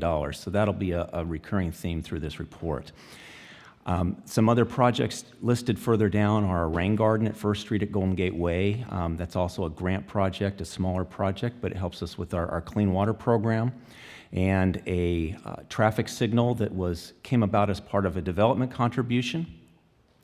And that's it as far as the new projects for what I'll say is spring, summer, fall of the year 2020. It does not include things like from Park and Recreation. I mentioned in my staff report there are 3 or 4 projects that may hit at any time. It doesn't include like an overlapping project like the BART PED bike project that's overlapping that you'll also likely see some construction in 2020. So we do more than just as what's on this table, but this table is what we would need to adopt, and that I would present particularly the top 2 projects to the CTC annually, which in this case is by May 1st, so that we could qualify for receiving our SB1 gas tax. So I know that some of the council's new, and because I have quite an ask here, I wanted to go through a little bit of the history on Lafayette and our streets and the cost of things over the years. In 1995, actually the early 90s, our streets in Lafayette were not in great condition. Our arterials and collectors were not bad, the larger streets, but our residential streets were starting, most of them were getting to be 40 years old. They had received perhaps no maintenance and starting to fail. And our Capital Project Assessment Committee came on around that time with a push and some investigation and some studies of costs and helped support a road and drain bond that came on the ballot in 1995 that the residents of Lafayette passed with a 2/3 vote for that specific use, roads and drains, which was great. And this was a smaller bond, to be honest. I think it was about a $3 million bond. A couple years later, the funds from that started kicking in, and 2 staff engineers were hired to help with that road and drain project, having received that funding. And they were hired under a 3-year contract because their contracts were tied to the road and drain bond time frame, at least the first bond, that without extensions. So I was fortunate enough to be one of those 3-year contracts. And I had no hesitation accepting a 3-year position because I knew a lot about Lafayette at that time. And one thing I knew for certain was there was no way you were going to fix all those roads in 3 years. Not even close. But the other thing I knew is that even if funding from this particular bond ran out, the community was going to need their roads to be fixed. And I learned later that the councils would certainly support that, and that I knew this was going to be a longer-term problem to fix. And I'm happy to report that, it mostly is fixed now, but it took a lot of work in between. And I want to talk a little bit about what we did in the year 2000. So because I talk about a PCI, or a pavement condition index. And in the year 2000, I need you to zoom back the other way. Oh no, sorry, maybe it was perfect. In the year 2000, the city bought some software called Street Saver, which was implemented by MTC, or the Metropolitan Transportation Commission. And what Street Saver does is it analyzes our streets, it ranks them based on just a surface evaluation. And what's important about this program is that it's what most of the people in the MTC region, not just Contra Costa County, but the whole region, participate in. So it helps us all rank our streets equivalently. They have consultants that MTC selects and trains, and about every 2 years in Lafayette, with grant funds, they come out and they inspect our streets to see, is this a 100, which would be like a brand new street, or is this, a 50, which would be a failing street? And in fact, you can see that our residential streets were below a 50 in the year 2000, and they might have been a little lower than that 2 or 3 years sooner, but we didn't have that information, at least not with the same scale or gauge, because we didn't participate in this program until the year 2000. But the importance of this bar graph in front of you shows that we've kept our arterials and collectors in good condition through that entire 20-year span there, 18-year span, while bringing our residential streets way up from failing to good condition. And that's really important. We have all of our PCI is now at about a 76. And I don't want to get hung up on an exact number, but basically a 90 to 100 would be, excellent. 80 to a 90 would be, kind of like grading. It's a B. It's very good. A newer city like San Ramon might have a PCI or pavement condition index in the 80s. And in fact, 80 is a threshold that the California Transportation Commission uses, and they let you have a little more freedom with your SB1 funds if your city has an 80 for a PCI. We don't, so we just basically have to throw it straight to street maintenance. So that's kind of a bar that we actually achieved in 2015, 2016. Shown on the top bar graph, we got to that magic number, so to speak, of 80. But what I want to point out about this is we've also dropped to 76 from 80 in just a few years. And my recommendation going forward is that now we maintain our streets so that they don't continue to degrade. So we want to keep it at about 76. MTC has a number of 75 they like to use, that they want all cities to have a rating of 75. So we're at 76, we're right there borderline, we have good streets. But if we only put the $1 million a year that we thought a couple years ago we would put into our streets for maintenance from here on out, at least benchmarked in today's dollars, our PCI will degrade at about 1 per year. I have an optional table. I have a Table 1A and a Table 1B as part of the staff report. The 1A shows this $2.65 million program. The 1B shows if the council were to just contribute $1 million, that would give us $1.5 million project with our other funding, the gas taxes, Measure J, and so forth. And if we implemented that in a similar program the following 4 years, over 5 years, we would lose another point a year, so we'd be down to 72. So we would have gone from 80 to 72 over 8 years, or about a point a year. The importance there is, again, not the exact number, because this could vary a point or two over a couple years and be a little bit cyclical, but the important part there is the trend. And we don't want to trend down.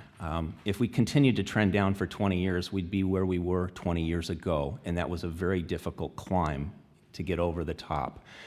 This summer, 2019, we have the last of our road reconstruction residential streets. It's the last 6 streets, meaning we've touched every street one time in one form or another. They didn't all get the same treatment, but they've all been touched. And I do want to emphasize that's public roads, not private roads, sorry. So, I mean, we are at a good hurdle right here, and now it's just a matter of can we maintain this? So I have some recommendations on funding, at least for 2020. One of the things that the council chose to do a couple years ago with SB1 funds is put it into a set-aside fund or a sinking fund for a project to be named in the future, just to give us some money to have a selective project. We will have at the end of this fiscal year about $560-some thousand in that fund. And I'm recommending we spend that on the preventative maintenance so that we can, at least for this next year, hold our PCI at 76. It doesn't make a lot of sense to basically not pay the mortgage but go on vacation, right? We want to take care of the basics, which is the street maintenance, and then perhaps use other funds for selective projects, and those could be one-time funds, those could be grant funds. I do have some good news on some of the funding sources. Going back to this first table I put up, I did just literally today get something across my desk that shows that the Measure J funding we're expected to get this year is a little bit higher than that, not a lot, but about $25,000 higher. And also the general fund under the solid waste impact fees. That is looked at every so often, and a consultant did a study on that they finished just last fall, and you can see there's $875,000 as the funding source for that. They recommended in that report that that would go up to about $996,000. So there's another $100,000+. So there is some hope going forward that others will see the inflation of construction costs, and we could absorb some of this. And I was a little remiss. I should point out that this other $800,000 that I'm requesting in general funds, part of that is just specifically, in fact, most of it due to increases in construction costs that we've seen over the last 3 years. So it's not necessarily that we're going to do a lot more streets than we thought we were going to do 5 years ago. It's just costing much more to hold even. So CPAC was instrumental in passing the road and drain bond over 20 years ago, close to 25 years ago now. CPAC is here tonight. We met in February, and one of the questions I received was, well, what will it cost to maintain our streets? You got to show us the numbers or the council can't make a decision. And in general, if we can do that, CPAC was in favor of at least holding our 76 PCI and coming up with a program to hold that. So that's what I've come up with. That's my recommendation. It would include in the resolution for SB1, Table 1A, which is the $2.65 million project. It's a $3.3 million project that's listed because that includes the Pleasant Hill Road project below it, because that's what we would be spending specifically on road and drain maintenance that we would report to the state. So that's my recommendation, along with adopting the resolution and along with perhaps working with not only my finance committee and CPAC in the future to see if beyond 2020 we can come up with some funding that would also allow for some selective projects in the future. With that, I want to pass it over to the Capital Projects Assessment Committee, at least half of it. Great. Thanks, Mike. Mr. Mayor, members of the council, it's a pleasure to be here tonight. Thank you for having us on the agenda. My name is Gary Heising. I'm the chair of the committee, and next to me here is Lee Thompson. And two members that aren't here tonight, Ann Farrell and Bob McLean. They couldn't be with us, but they are part of the group. We're primarily made up of engineers in our day job, or a retired day job in the case of Lee.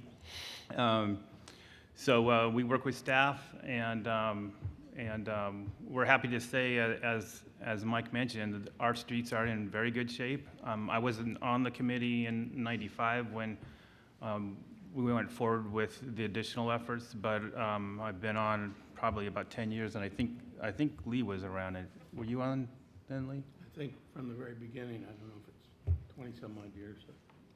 So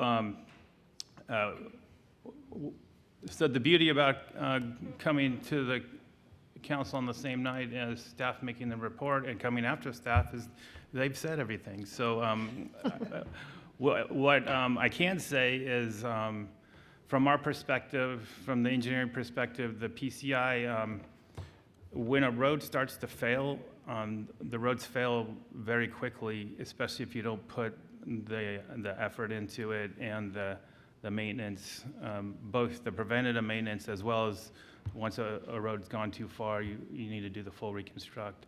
One of the things we've been working with staff, and we had introduced into this program a while back, was being smart about how we spend our dollars. And if we're doing a full reconstruct on a road or even an overlay, that if there's a corrugated metal pipe or an old pipe in the ground that needs to be replaced before that gets out of control or fails, in some cases, as did happen in Moraga, we want to make sure we fix those pipes when we can, and at the right time. So we're at a PCI of 76. Staff's making a recommendation. I know when we were before you last year, we were thinking, okay, $1 million contribution from the council, from the general fund should be able to hold us there. But as Mike mentioned, just the escalating cost of asphalt and all the materials, we're finding it hard. We concur with staff. We think it's most prudent to stay on top of it. We're not recommending to go with the lesser amount, the $1 million, because as it starts to slide, it already has off the 80 mark. It's really hard to get control of it again. And we don't want to be back to where we were. And we are happy to report that with this year's CIP program, we will finish the final streets that were on the original list. And as staff mentioned, we will have touched every street in town in one form or fashion. We're not doing what had happened in the past. We had done the chip seal, and we heard loud and clear, I think we even talked about this last year, is that's not a maintenance, we're not doing that as we tried that one year to save money. I think someone tried to skateboard on it. Yeah. As I remember. So what we call it a Cape Seal now. So if we do the chip, we put a asphalt overlayment on top of it so it's smooth. So little Johnny can use the skateboard and not fall. So one of the things we went through when we met with staff, we had gone through, we had wrestled with, okay, so what would our recommendation be to council to fill the gap? And really what we could come up with, as you saw in the staff report, is that SB1 set-aside funds, that $569, and then that redevelopment agency admin fee, the $250. So that gets us the $800, which is the ask for this year. But as staff mentioned, we need to work as a team and try to figure out, look at grants, look at cost-saving opportunities. And one of the things we had talked about in the committee was, hey, let's I mean, we're all smart, but let's get smarter. We can always improve. And let's get with our La Miranda neighbors, and let's talk to Moraga, let's talk to Miranda and say, hey, we're doing a slurry seal project this year. Are you guys doing slurry seal or are you doing overlay? Oh, cool, you're doing a slurry seal. Let's team up and put all our projects together, and maybe we can get better bid price because you're going to save because you're going to have more quantities you're putting out to bid. So those are just one of the things, that was just one of the ideas we came up with, and we can talk to the directors over there, or staff can reach out. Continue to look at grant opportunities, continue to be smart about how we package the bids that go out, lump the work in one area of town so the contractor's not having to remob and scramble over here and then scramble out to another side of town. If you can kind of lay out your plan, say there's a street that looks like it could be overlaid or slurry sealed this year, but it can hold off. It's not really going to fall into disrepair in 1 year, and it's on the side of town that you can lump some projects together. That's one of the ways we talked about being smarter as we move forward. So having said all that, and in concert with the staff report, CPAC agrees with staff's recommendations to adopt this CIP program as presented, to take advantage of the set-aside funds, the SB1 funds. And then I think the third recommendation is to direct us, CPAC, to work with staff and try to continue to find ways to stretch our dollars. And I don't know, Lee, if you wanted to add anything, or with that, we could open up to any questions. Well, I just wanted to say that it's kind of exciting, and having been through this for so many years, to finally see this thing coming to end, that all of the reconstructed streets, we had so many years of streets that were just going to gravel, and it's amazing that we finally get finished. And I think beginning that first bond issue really helped out, so. Okay, excellent. So, great job. I was there at that one meeting, and we had a chance to go through this, and you guys are doing a great job for us in terms of taking a look at what staff's coming up with and making good suggestions. So we've got a good plan because of that. Are there any questions for CPAC members or staff? We are now holding these both together and combined. So we do have the resolution in front of us, so it could be questions about the resolution or questions about CPAC or a motion or some such thing as that. I have one question. Okay. Councilmember One question. Kendall. So I understand that the sinking fund for the $560,000. You mentioned another, the 250. What was that one? That's redevelopment agency administrative fees that we receive, and I know Tracy could speak circles around that compared to me, but it's a funding that we'll receive for some time. And what else does it typically get used for? Like, if we're using that, what else?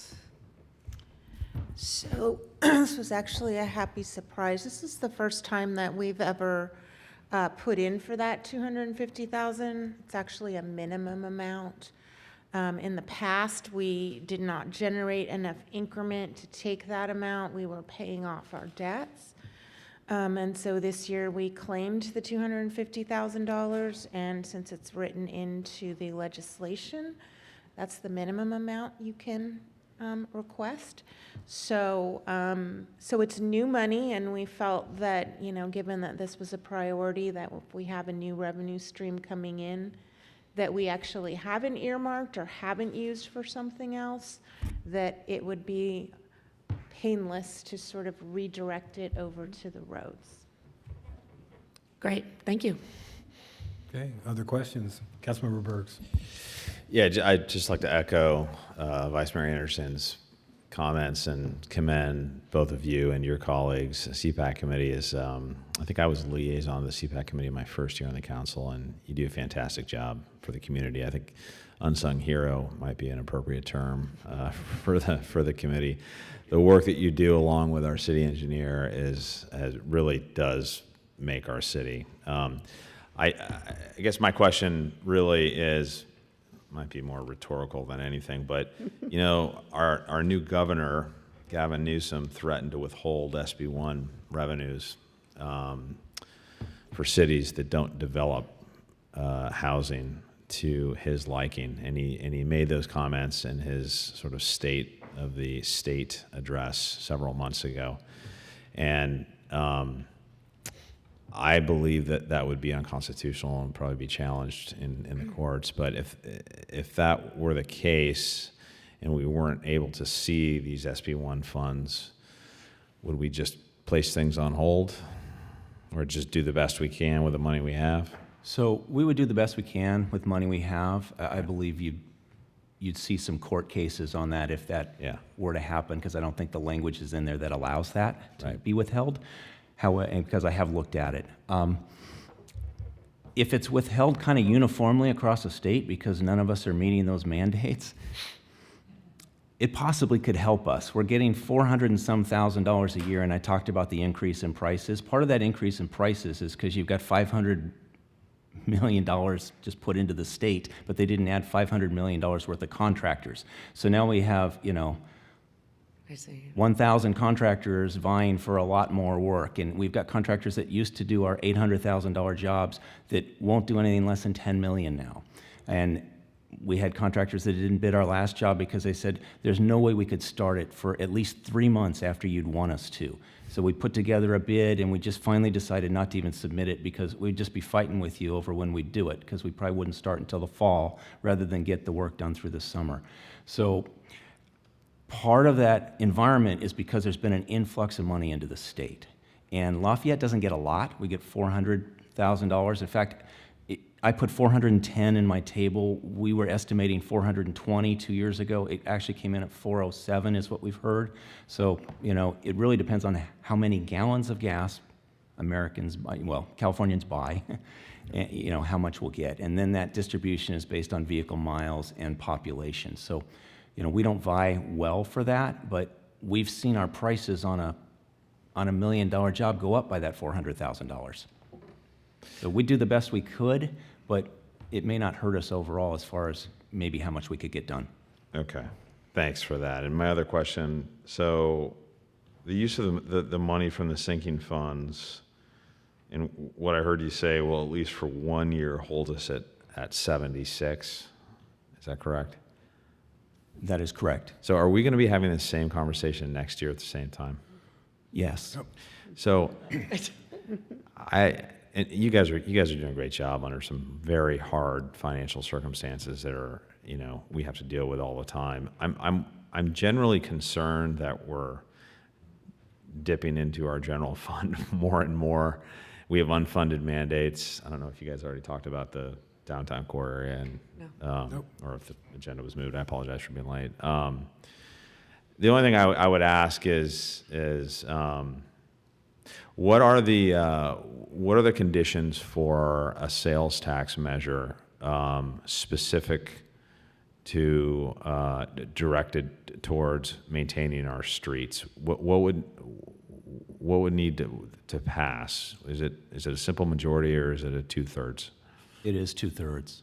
So if we were to support a measure on the ballot for a sales tax increase specific to maintaining our streets, which is I think what our community loves about Lafayette, one of the things, it would need a 2/3 vote. Yes. Okay.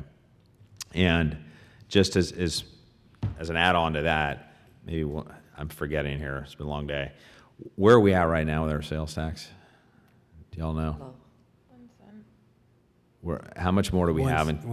How much more do we have until we reach the cap? You know what, that's a good question. I think we're going to have to go back Okay, and look at that's that fine. to see what else has come up, but I think we might only have 3/4 left. I think it depends on what has passed in the last couple years. Okay. We had a full cent last time we went, but I think some things it might have. Yeah, I think so as well. So we have maybe 3/4 of a cent left before we hit the state mandated cap where we wouldn't be able to raise our sales tax any further. And the reason I bring it up as just an idea and as a question is because there's a lot in legislation and from the CASA Compact that talk about raising sales tax to support housing and other measures, and a lot of those revenues would not go to our city. They would go to other parts of the county and other parts of the state. So to me, a potential conversation around a sales tax measure that might alleviate the need to having this discussion, the same discussion every single year, where we would see those revenues coming back to our town, fixing our streets, maintaining our streets at this PCI level, is just something I wanted to throw out there. That's all I've got. Thanks. Okay, that's something we can take up at another time in detail. Any other questions or comments? Actually had the question, but I talked to Mike the other day, and I want to commend you for working with the other municipalities, Moraga and Miranda, on finding ways to save costs by having our projects pooled together, and all the work you're doing around having them in a certain geographic area of the city so that we're being able to get those cost efficiencies. And so I want to thank you on that. And then I know it's a conversation for another time, but in the revenue measure realm, when we did this in 1995, it was a bond measure, roads and drains bond measure. So just, being mindful, I get getting our fair share before anybody comes to try and take it, but also the other mechanisms for being able to do that. Okay. One more. Yes, Councilmember Kendall. When that last road gets paved, what kind of party or celebration are we going to have? A big ribbon cutting with you all up there taking photos. How about that? With brooms in our hands, we're Yeah, going to be there slurring it. Okay. All right, are there any public comments on this item? We do have a resolution in front of us. Okay, we'll bring it back. Do I have any motion on the resolution? I'd be happy to move the staff recommendations, all three of them, to adopt the 2019-2020 capital improvement program and allocate funding per staff's proposed funding sources. Number 2, authorize using SB1 funds for Lafayette's local road reconstruction project, and direct CPAC to work with staff to develop a long-term funding plan for pavement maintenance. Second. Okay, I have a motion and a second. Is there any discussion? The only thing I just want to say, I mean, sort of pertinent to the recommendations, but just in general on the report, what's really, I feel good, supporting this in part because I think it's needed, as has been stated, but I really appreciated that what was laid out for us as policymakers were the 2 scenarios, the if we allocate the additional dollars, and then being really specific and quantitative about the impacts if we don't allocate the additional dollars. So with that in mind, I think, this is investment that we do now, or we do possibly at a higher cost later if it's deferred maintenance, so I feel very comfortable supporting this. Excellent. Other comments? Okay, we'll call the question. All in favor say aye. Aye. Aye. Any opposed? It's unanimous. Thank you all very much. And Thank you. Lee Thompson, before you leave, we have a small token of recognition for your, now this says, It's not a new car, is it? this is a new car in the shape of a piece of paper. This says 5 years of service. So after your statement, I think we may have to check. That might be. We'll give this to you and we'll shorting take him a a few picture. years. And if it's more, we'll get you a new one. How about that? Right, yes. 5 plus 5.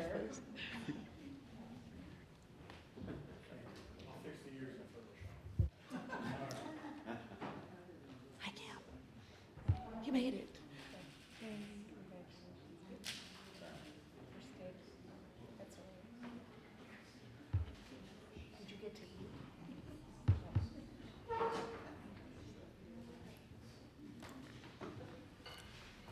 Okay, we'll welcome Councilmember Burks to the dais. Good to have you here. And let's see. So that will take us to consent calendar. Is there anyone who'd like to pull an item off of the consent calendar? Is this when do I bring that up now? I don't want to explain that I don't. Okay, then you actually don't need to say anything. Okay, thank you. Just making sure. That's all good. That's all good. Okay, are there any items that the public would like to see pulled off the consent calendar? All right, I'll bring that back to the council. I'd move all matters on the consent calendar. Do I have a second? I'll second. Okay. Any discussion? Call the question. All in favor say aye. Aye. Any opposed? Any abstentions? Excellent. It's unanimous. We'll move on. Old business. 2019 housing bills. Okay, here we go. I think Our you're going interim to city see- manager. I think you're going to see this very often on the agenda. Good evening, council members. You have been discussing the CASA Compact and associated housing bills for a few meetings now, and you've also held a La Miranda meeting on the subject. The Public Managers Association of Contra Costa County, PMA, decided a few months ago that it would be in the best interest of the county's population if we banded together and spoke with one voice. And we used the Tri-Valley Cities housing framework as a template to engage in discussions with each other, and initially thought that we would all adopt the framework in total and send that to Sacramento. But like most of California, we're a diverse county, so we couldn't see eye to eye on all the points in the framework. And the managers then decided to focus on issues that we could all support and use the Santa Clara Cities letter as a template, and worked with that, and we've presented to you, and as we will with other cities, a letter that is going to the mayor's conference, which will be held in Lafayette on May the 2nd. We're asking you this evening, I'm asking you this evening to authorize the mayor to adopt or approve the letter at the mayor's conference. And it essentially outlines the things, the various issues that we find important, like the preservation of local control, but it also acknowledges things that the state is doing that we believe would help in the production of housing. I want to, as an aside, I just wanted to introduce Alex Gibbs, Senior Associate with Townsend Public Affairs.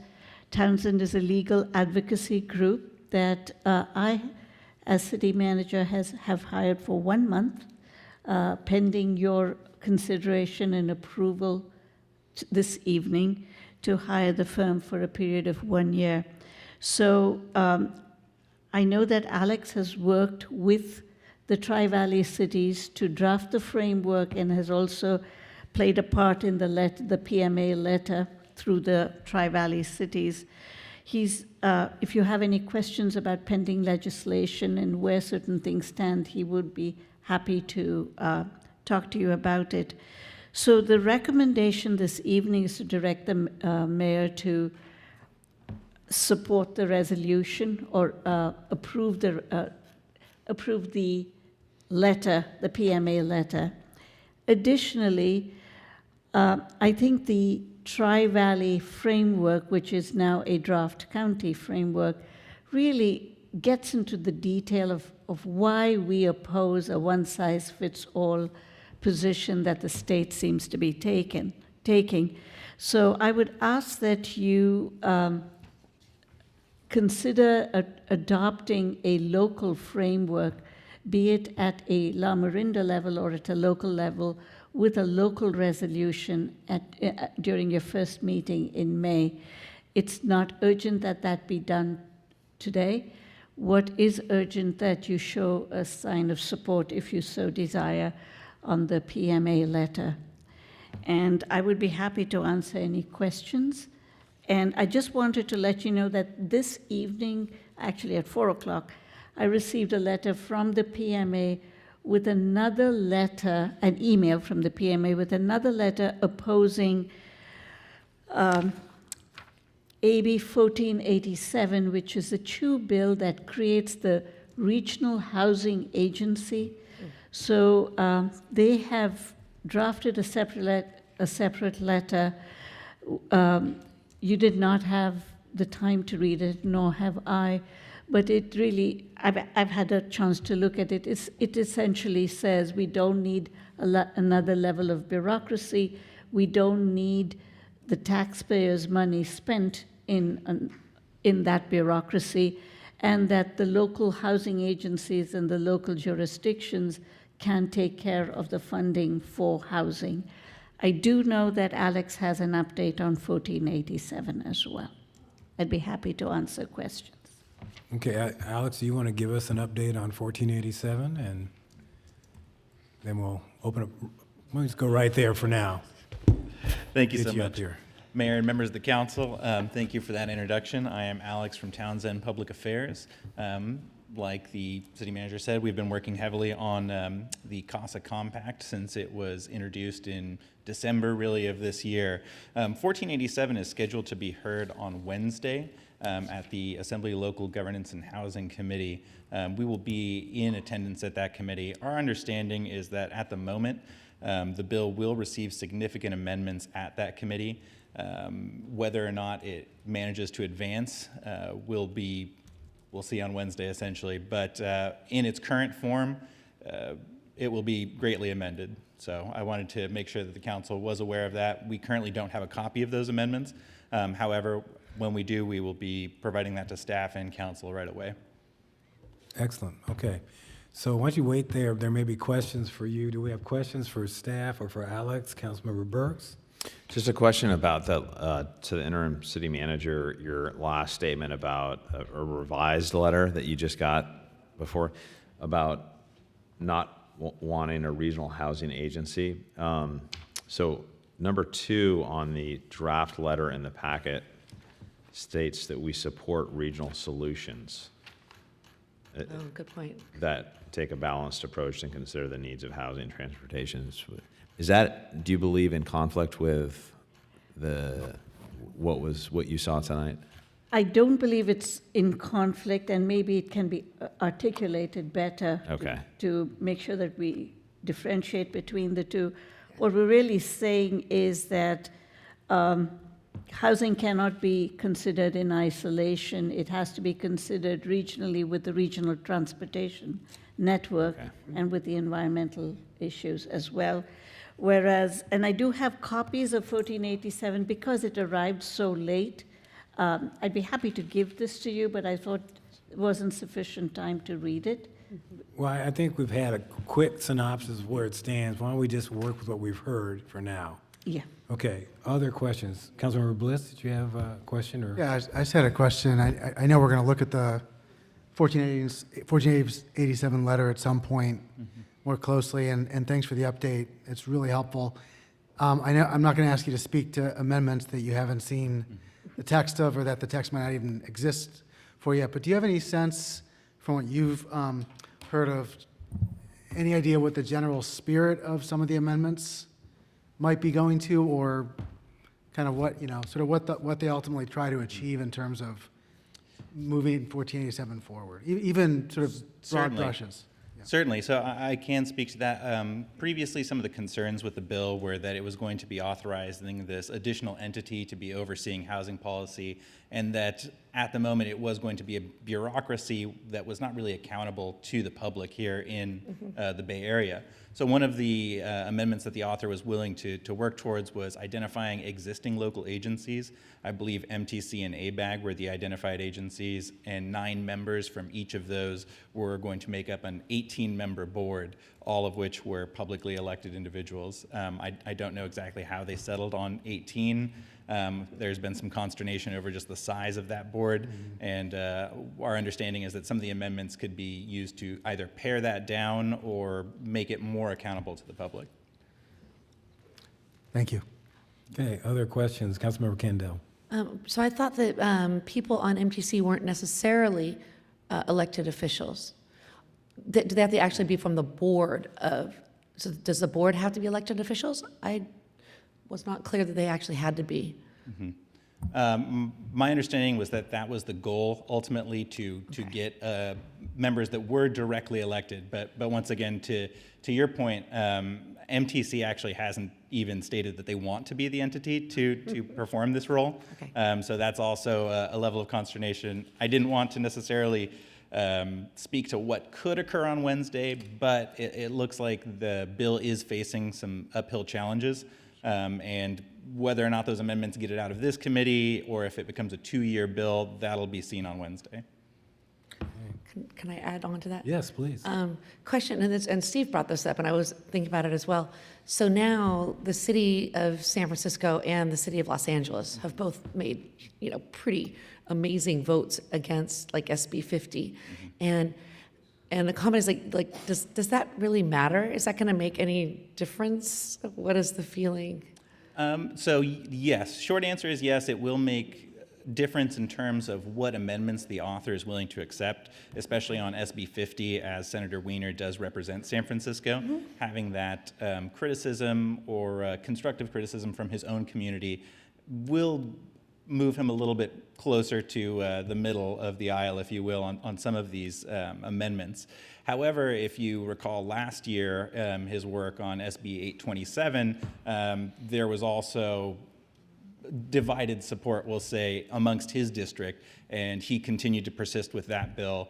The Senate actually looked fondly upon the way that he was moving about his legislation, and as you may or may not know, the Senate Transportation and Housing Committee was recently, just this last year, divided in 2, and he was appointed to be the chair of that committee. Yes. So from the Sacramento perspective, he has become a little bit more powerful and less likely to listen to the concerns of 1 or 2 municipalities.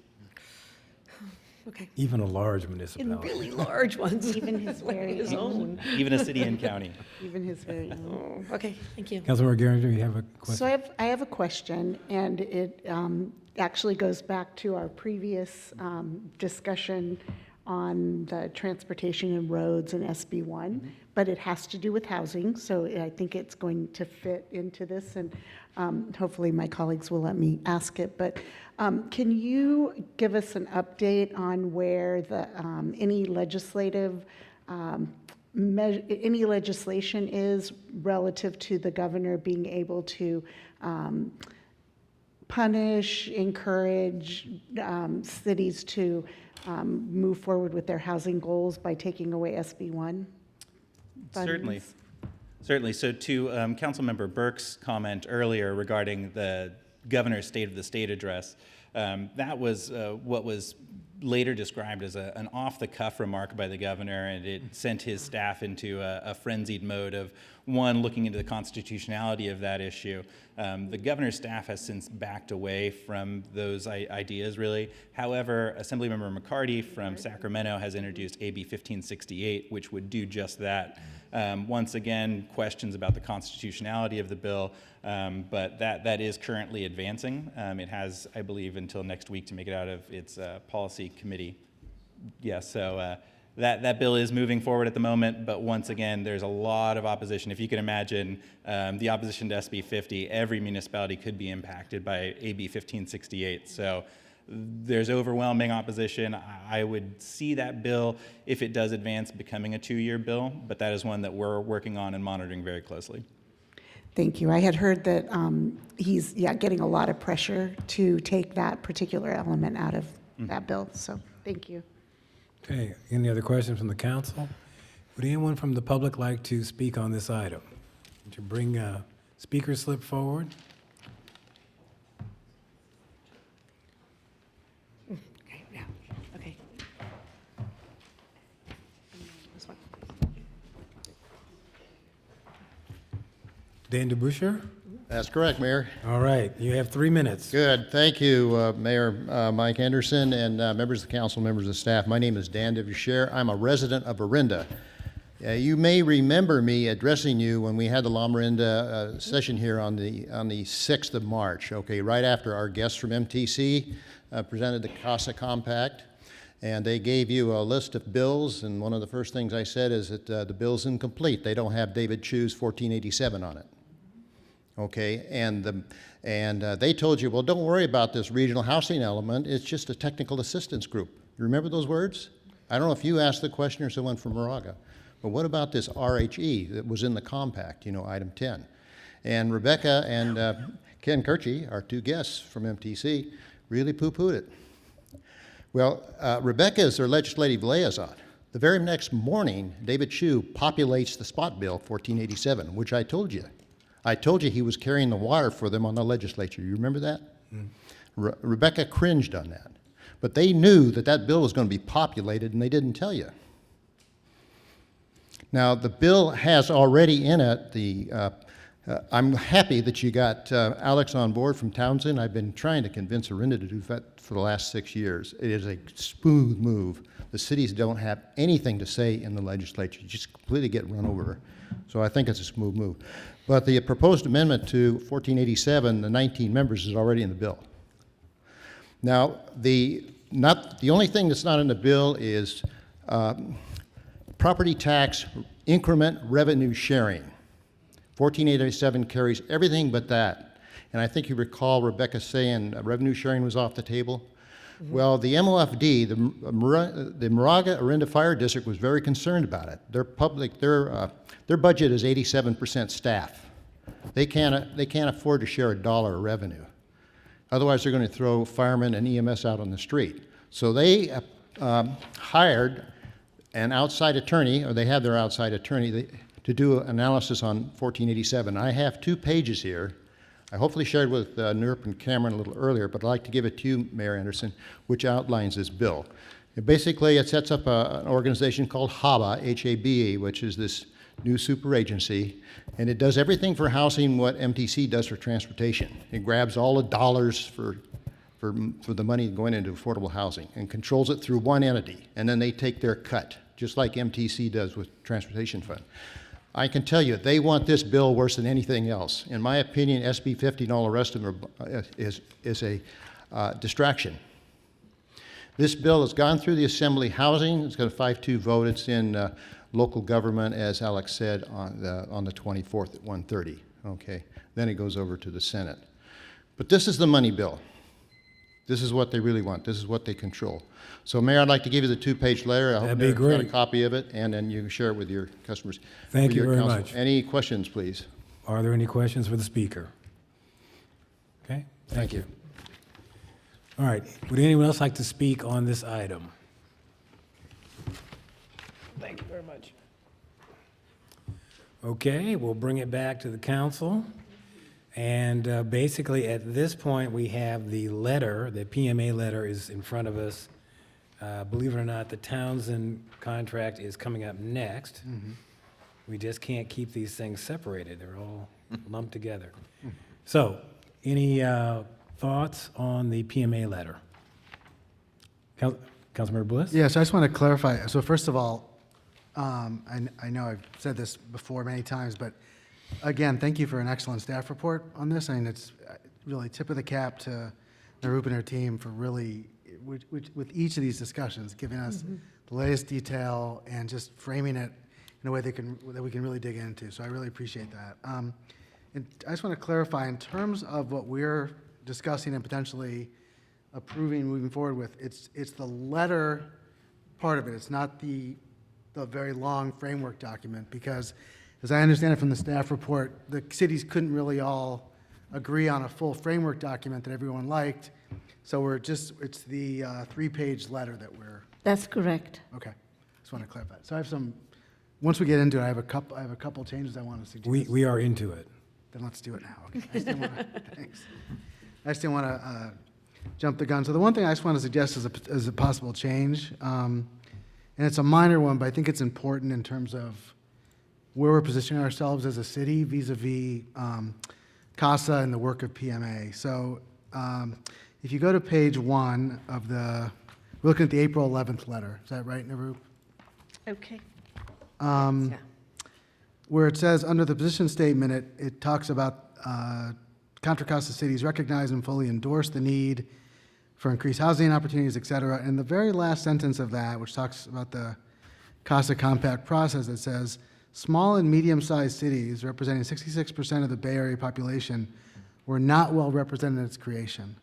And I'm not sure I entirely disagree with that factually, because I don't really know, to be honest. But I'd actually want to see that one line removed, and let me tell you why. There's 2 reasons. The first one, and in some ways the less important one, is I think technically we do have a representative that was on the compact committee. I think wasn't an elected official from Miranda part of the group? Now, if I remember, the CASA compact was not MTC ABAG membership. Right, yeah. Right. It was a group of people who would normally not be engaged at MTC ABAG. Okay, right. From developers, homeless advocates, et cetera. I think that's what we had. Okay. And I'm looking to the city manager for just kind of clarification. I believe the city that was represented, person who represented cities was a council member from Santa Rosa. And that may have been the only city, but I can verify it. Okay. That's what I'd heard too. Yeah, so my concern is that without knowing, and first of all, I completely agree with the idea, and certainly the spirit of the statement, that that the public and municipal engagement in the process was not where it needed to be, no question. I don't want to seem, though, and this, like I said, this is the least important of the two points, that I don't want to seem like we're in any way casting aspersions on the Santa Rosa representatives' activities or actions or their ability to be a part of that group without really knowing too much of the details of the deliberations. But let me just go to the second point, which I think is more important. The reason I think I want to remove that is, or at least suggest removing that, is what follows from it is the as such, where it says, as such, the Contra Costa County Mayor's Conference, and this is kind of the why of the whole letter, wants to ensure that their member cities' voices are heard as the details of legislation are being crafted and encourages, et cetera, et cetera. I think we would have been involved in the details of it, regardless of what had happened up until now. So I don't want our major argument here being that we want to have a seat at the table be in any way dependent upon what went before, because regardless of how we were represented on this up to now, we absolutely deserve to have a voice in how this moves forward. So I would just want to suggest we possibly remove that sentence, because I don't think that our overall arc of the argument needs it. So, but, Okay. yeah. Well, so we've got that noted as a item we can discuss. Yeah. Other revisions that you'd like to see?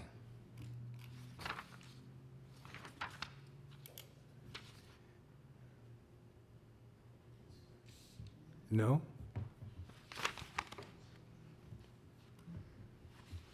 Anything Oh, else? was that to me? Yes, I'm sorry. I thought it was to the group. No, no. No, that's the only revision I I'm had. working and you I- now. And I entirely support the letter. Okay. As it is. Sorry, All right. that was all. So basically, with that one, which is really the last sentence of the first paragraph under the recommendation. I've got a question. Yes, go right ahead.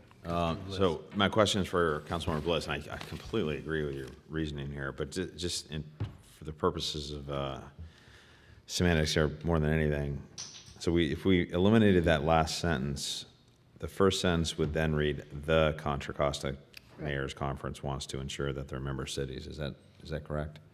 It would be, we basically would just see, it would be, it's a high-level document with only limited detail. And then you go to as End of the such. paragraph. As such. Still fits. The Contra Costa Mayor's Conference wants to ensure that their member cities' voices are heard. So in other words, the reason for being involved is because the high-level structure of the compact really only sets up the details and the legislation to follow. So it would be just basically striking. Yeah, this. it's just striking. Yeah. I'm sorry? Oh, I apologize. I was just pointing out to him where it was. It's just removing the sentence that starts small and medium-sized cities. That one sentence from the end of that paragraph. So, I understand what you're saying. So the first paragraph would end with the sentence that begins, "While we appreciate its Right. intent," and then That's it right. would then transition to the second paragraph with, "As such, the Contra Costa Mayor's Conference wants Right. to ensure." The only question I have there is, we were not heard. Right. Do we, we were flat out not heard. When I called them out on it, they admitted to it. Is there a reason to reinforce that message in this letter? I would be entirely comfortable with that. I think it might just be a matter of just even something like losing the as such just means that we're not connecting our desire to have a hand in the details with what's right. It's basically saying the reason we don't be involved is not strictly because we feel like there wasn't involvement before. So, yeah. Yeah, so even just removing the as such would accomplish what I'm trying to do, which is basically to say that regardless of what had happened previously, we absolutely need to be at the table. Because otherwise, it leaves us open to people debating whether or not we were involved and therefore whether we should have a voice for it. So I agree with that. I don't, maybe this is a question for the city manager. If we did that, if we just started the second paragraph out with the Contra Costa Mayor's Conference wants to ensure that their member cities' voices are heard, and then with some type of statement indicating, that because we were not heard, or something along those lines. Yeah. The way I don't, and I don't know if the other cities would go for this. So maybe it's not I think it's well known that we were not heard, and I know I've got a stick in my back for this thing, for the fact that they didn't confer with a lot of Yeah. people. We've just confirmed that there were two medium-sized cities, Roanoke Park and Santa Rosa, on the steering committee, and that was it. So Okay, so I do know that the managers this was a point to them, to us, an important point that small and medium-sized cities were not represented on the CASA steering committee. And maybe the term well represented, it's not an insult to the members who did serve, but rather the very small percentage of cities represented. We're not adequately, we're talking not about performance, but the lack of Right. representation. Sure. Yeah. Yeah. I would just make one more comment. That's good information about those two cities. However, they're not in our county. My whole thing here with Councilmember Bliss's statements, this is coming from Contra Costa County Mayor's Conference. So to me, it should reflect the fact that our mayors were not represented, period.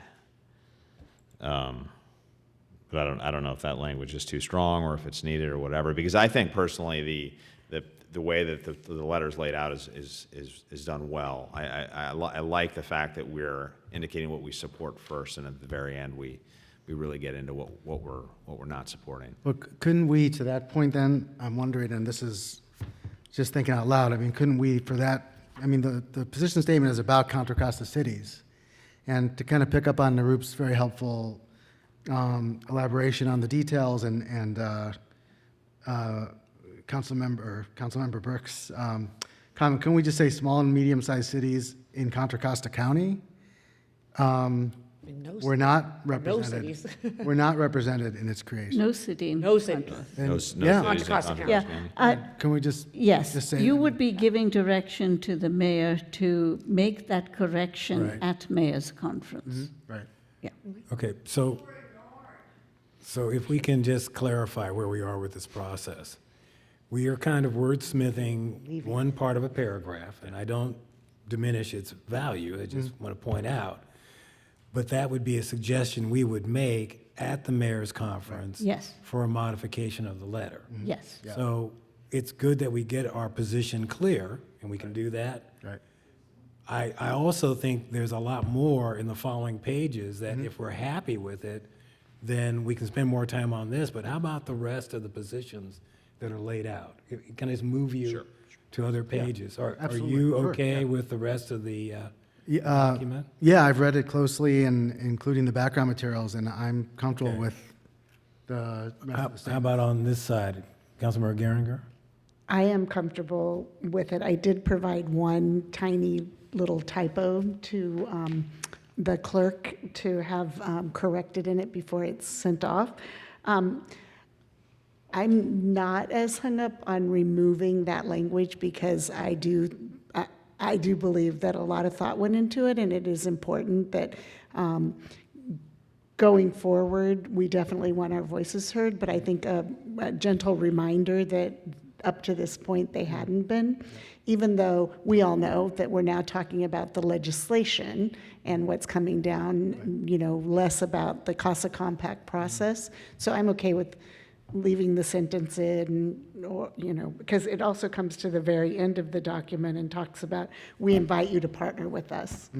We're asking you to partner with cities, small and large, to find solutions. So I think it flows very well. I'm comfortable with the letter as is. Councilmember Kendall? I do have, along with our wonderful speaker here and the letter that he sent, I know that Cam brought up that in item number 2, let's make sure the regional part of it is clarified what we do support and don't support on a regional level. Okay, can you be specific about what you're talking about? Okay, so number 2 had the regional solutions, but we don't support a regional entity. And that would be, I don't know if that you guys talked about that. Yeah, it's item number 10, where we, Yeah, I thought there was. Oh, something and yet in another there. right to housing, okay. Yeah. So, okay, so in addition to that, sorry, I didn't read it like that, now I do, I get it, thank you, perfect. In addition to that, I know one of the things that really struck us as being an issue for AB 2927 was the fact that the whole state is voting on something that affects us regionally, and how much easier it was to get that passed. And so this HABA will be created by a vote of the whole state to create this little thing for us locally, not these HABAs all over the state, right? If I'm reading this correctly. And so it seems like there could be words added to this saying, we oppose anything voted on the state level that only affects us regionally, such as HABA, as a thought. So this is the kind of question I think I'd want to ask our lobbyist. Absolutely, See if that makes any kind of sense to take that position, or if it's just kind of beyond the pale. And do you have a reaction to this comment? Certainly, I think that's a point that's very well made, especially with regard to last year's AB 2923 in the process with BART. Obviously, we are the only communities in the 9-county Bay Area that have BART, and it wasn't even extended to, I believe, San Mateo County and others. And this was a bill that was voted on, like you said, by the entire state. We worked very closely last year with Tri-Valley cities and other communities on 2923, and we're unable to get that traction because members, it didn't impact their districts, and they were going to do a favor to a fellow member in their party. So for those reasons, I don't know necessarily about the inclusion within the letter, but certainly raising it at that mayor's conference, I think would be a good point to make. But including it in the letter is... Certainly. Is that okay or bad or good? No, it speaks to it. I think it would be a good idea. Okay. Okay. On that same bill, I know that the city of Los Angeles, in their 12-0 opposition, they said the only way they would support it is if LA was exempted. And are there words put here? It's like, we don't support any cities like not having to be part of this kind of thing. We don't want to allow any exemptions. I don't know. Is that belong part of this letter too? I don't know. I think so. I think that would once again be a valid criticism that any bill that is being voted upon by the entire state legislature should be affecting all of those. Everybody. That's the whole gist of those two pieces. I would agree with that. Okay. Thank you. All right, so I've got that comment down. We'll talk about our comments. Any other comments on the letter going forward? Okay, so from what I'm understanding, the process that we're going to go through here is generally the letter we approve, but we have a couple of changes that we would like to put forward at the mayor's conference for consideration at that time. And the first one is somewhere between deleting the last sentence of the paragraph under recommendations or deleting as such on the first sentence of the second paragraph. I haven't quite gotten a resolution on that yet, but one of those two, or maybe both, I don't know. And then the other is making the point that the state shouldn't be voting on a measure that actually just affects one local entity. And whether that's in the letter or not, that's a statement that can be made at the mayor's conference. Okay.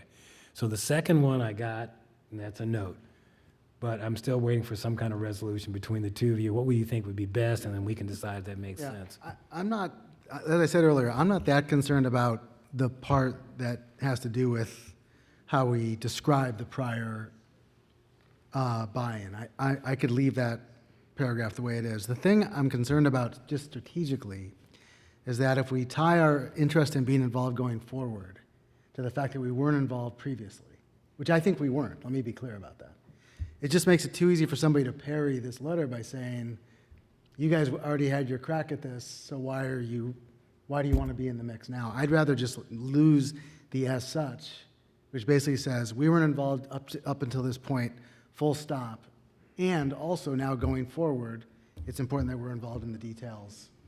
It's that causal link that I don't think we need, and I think actually just overall just weakens the argument. Okay, so I've got Councilmember Bliss as eliminating the as such from the first sentence and the second paragraph under recommendations. Councilmember Burks, are you? Yeah, no, I think I totally agree with you. I'm just, it brings home the point that we weren't, now we want to be. Okay. Right. In any Councilmember Geringer? Right. Yeah, absolutely. You okay with that? Yes. Councilmember Candell? Sure. Should we Okay. ask, is it? I don't know. Have we hired this guy yet? I don't know. I don't know. I'm just wondering if we want to, just to see strategically what he Do you would have any say. comments on this?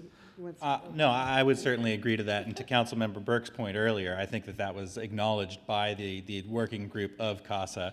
I would just like to add that because of the poor outreach and the perception now around CASA, even the legislature is trying to get away from that branding and trying to Let's state... bring it back then. Yeah. Exactly. These are no longer CASA bills, and you'll hear from the chair of the committee that these are affordable housing bills, and that's truly his aim.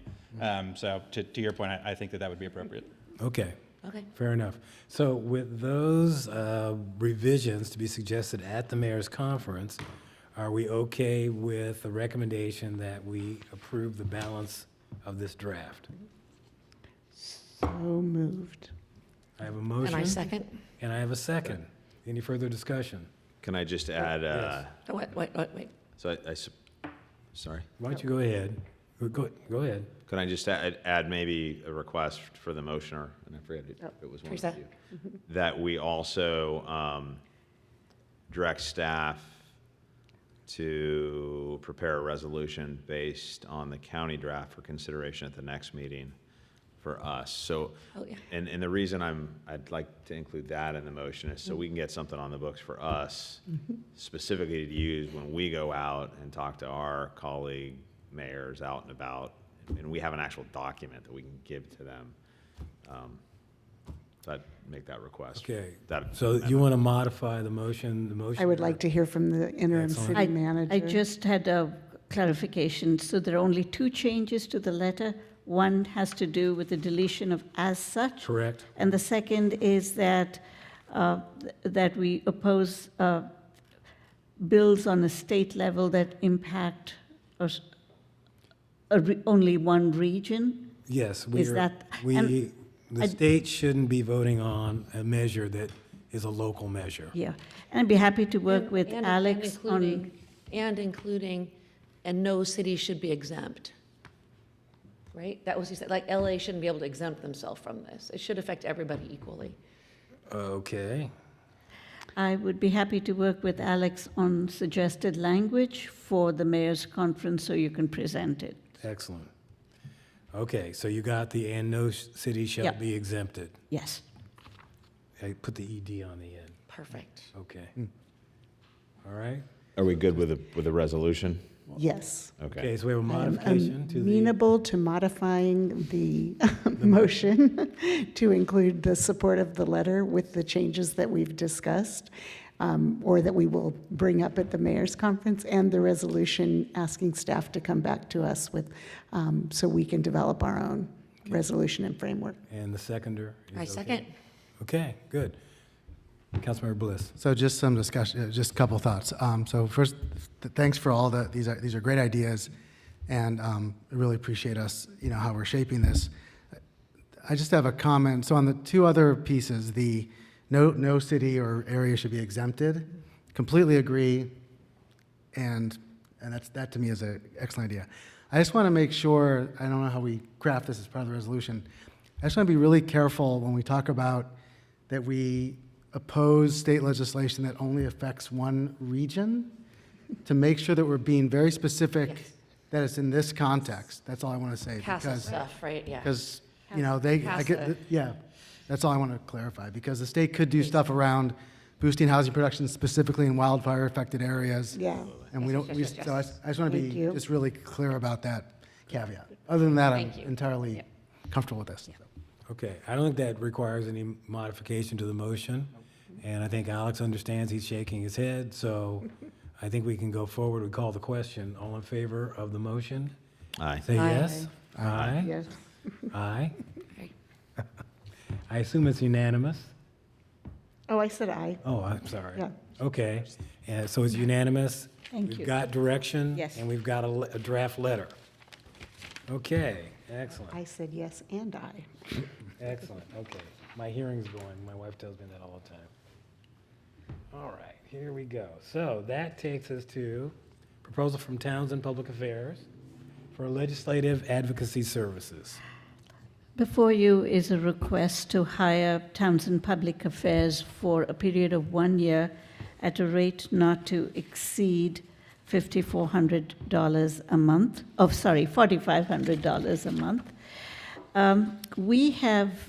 We really don't have a firm or established policy for commenting on legislation in Sacramento, and it hasn't been an issue for many years, but it's become an issue for the last 3 years, and the council committee to preserve local control is developing a kind of a roadmap on how best to stay engaged and involved in influencing legislation in Sacramento, not reacting to it, but being more proactive.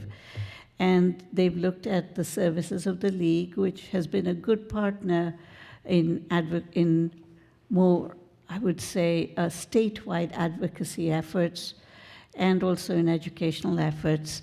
We're building a coalition at the county level, but really there are issues that impact us as Lafayette, and we need somebody to speak for us in Sacramento. And Townsend has served the Tri-Valley cities, the city of Walnut Creek, and the city of San Pablo very well over the last few years. I've had conversations with their city managers and planning directors, and they speak very highly of the services that Townsend offers. They stay on top of bills. They establish a legislative platform for each individual city. And in fact, last week, Vice Mayor Anderson and staff met with Townsend reps to talk about what our legislative platform should be. We spent about a little over 2 hours on that, and it'll come to you for your approval.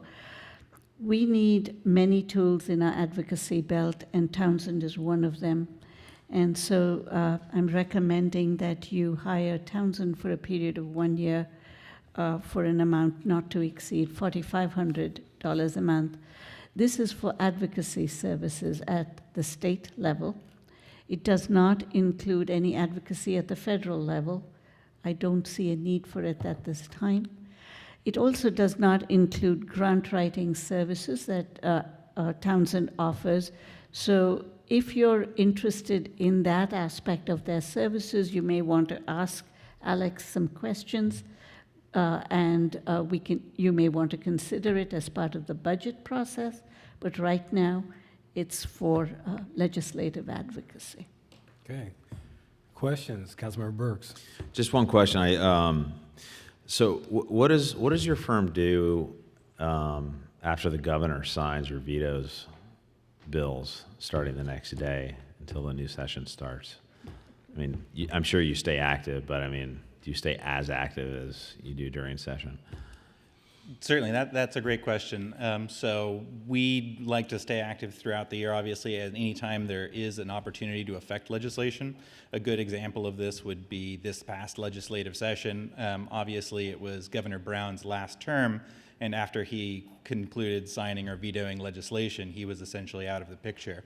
However, all the CASA legislation and other bills began to creep up in December. Sorry, Freudian slip. Oh, totally. So even as early as December before and before that, actually, these bills are being developed. So we're working closely not only with you, but your state legislators, in this case, Assemblywoman Rebecca Bauer-Cahan and Senator Glazer, to make sure that not only are they aware of your positions, but they're working with their fellow members in the Senate and the Assembly on these bills well before they're introduced. Thank you. And you mentioned our Assemblymember Bauer-Cahan. And could you talk a little about where she is right now in terms of delivering something to our area and our ability to affect her position currently? Certainly. So she, as you know, is in her first term and has replaced Assemblywoman Catherine Baker, who did a phenomenal job of representing the region. She is obviously stepping into those shoes and is a member from the other party across the aisle, which will somewhat affect the way that she looks at and interacts with various legislation and members of her district. However, candidly, because she was in a very contested election, the legislature, and specifically the Democratic Party, would like to give her somewhat of a wide berth to be able to affect policy this upcoming year in order to bring back wins for her district. So she's in a uniquely well-situated position to be able to affect change going forward. So that's something that I would really strongly encourage you to look into. And it sounds from previous speakers and the presentation that was done here previously that she knows the district or is getting to know the district a little better and wants to be a good champion and partner with you. So we have good relationships in that office and are more than happy to help facilitate that relationship. Go ahead. I've got just a follow-up question on that for associated with Assemblymember Bauer-Cahan. Given her position in leadership during her first term, What's your, and I apologize, I haven't had a chance to meet with her personally, and I don't know if she's been to one of our meetings yet, but I know she's just started. But since she's on leadership, do you believe that she will? That's a tough question to, let me try to frame it right. Her independence in voting across the line. I mean, how do you feel on that? Maybe SB 50 is a good example. Is she going to have a tough time voting against SB 50 if her constituents are against it, but her party is for it and she's in leadership? I guess that's a frank way of saying it. Sure. No, I would actually say it's almost the opposite, at least in these first few years, that she will be given that license to take those difficult votes. I would also say with the Democratic supermajority, that will also allow specific members to have a little bit more leeway with how they vote in lockstep with the party. Good. Thank you. It's a well-oiled machine up there. Yeah, absolutely. Okay. Other questions for the speaker? No? Okay. Yeah, oh, may I? Sorry. Councilmember Geringer? I could wait till after the public comment. No, go ahead. So first of all, I did want to thank you for offering talking points for Wednesday for, our advocacy day, even before we have voted. So how does, I very much appreciated interim city manager, Naroop's comment about we need all kinds of tools in our advocacy tool belt. And so how, when a city has engaged Townsend, how do we also then work with the League of California Cities, who are also, we're a member of, that group as well? How do you work with that, or how do we get the most benefit, I guess, actually is the question, of both of those relationships? Certainly. I would like to say that we do have a great working relationship with the League. Obviously, there are different roles that both of us play, but specifically to the East Bay Division, we work very closely with your representative, Sam Cahill, who does a fantastic job. We also attend the municipal lobbyists meetings Thursday mornings, which are at the League headquarters. That's a good opportunity for us to work with their individual lobbyists on policy positions and make the positions of our communities and clients known. Obviously, you are able to take a yes or no position and even propose some amendments.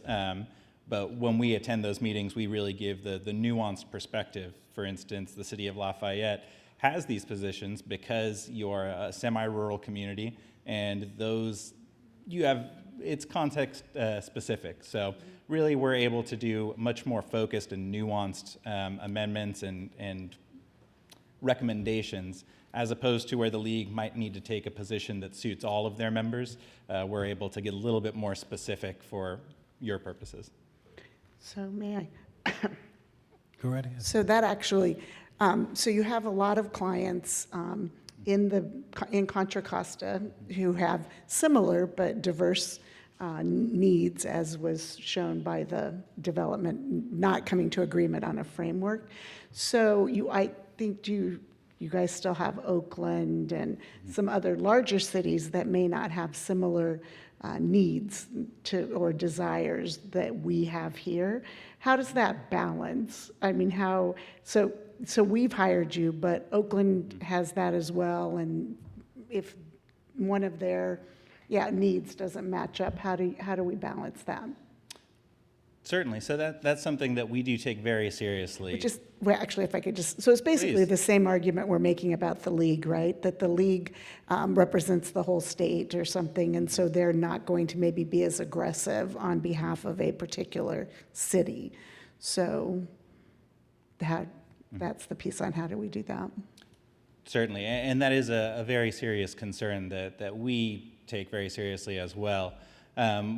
Communication is really our first and foremost. We are very open about the individuals that we work with and the other clients that we do have.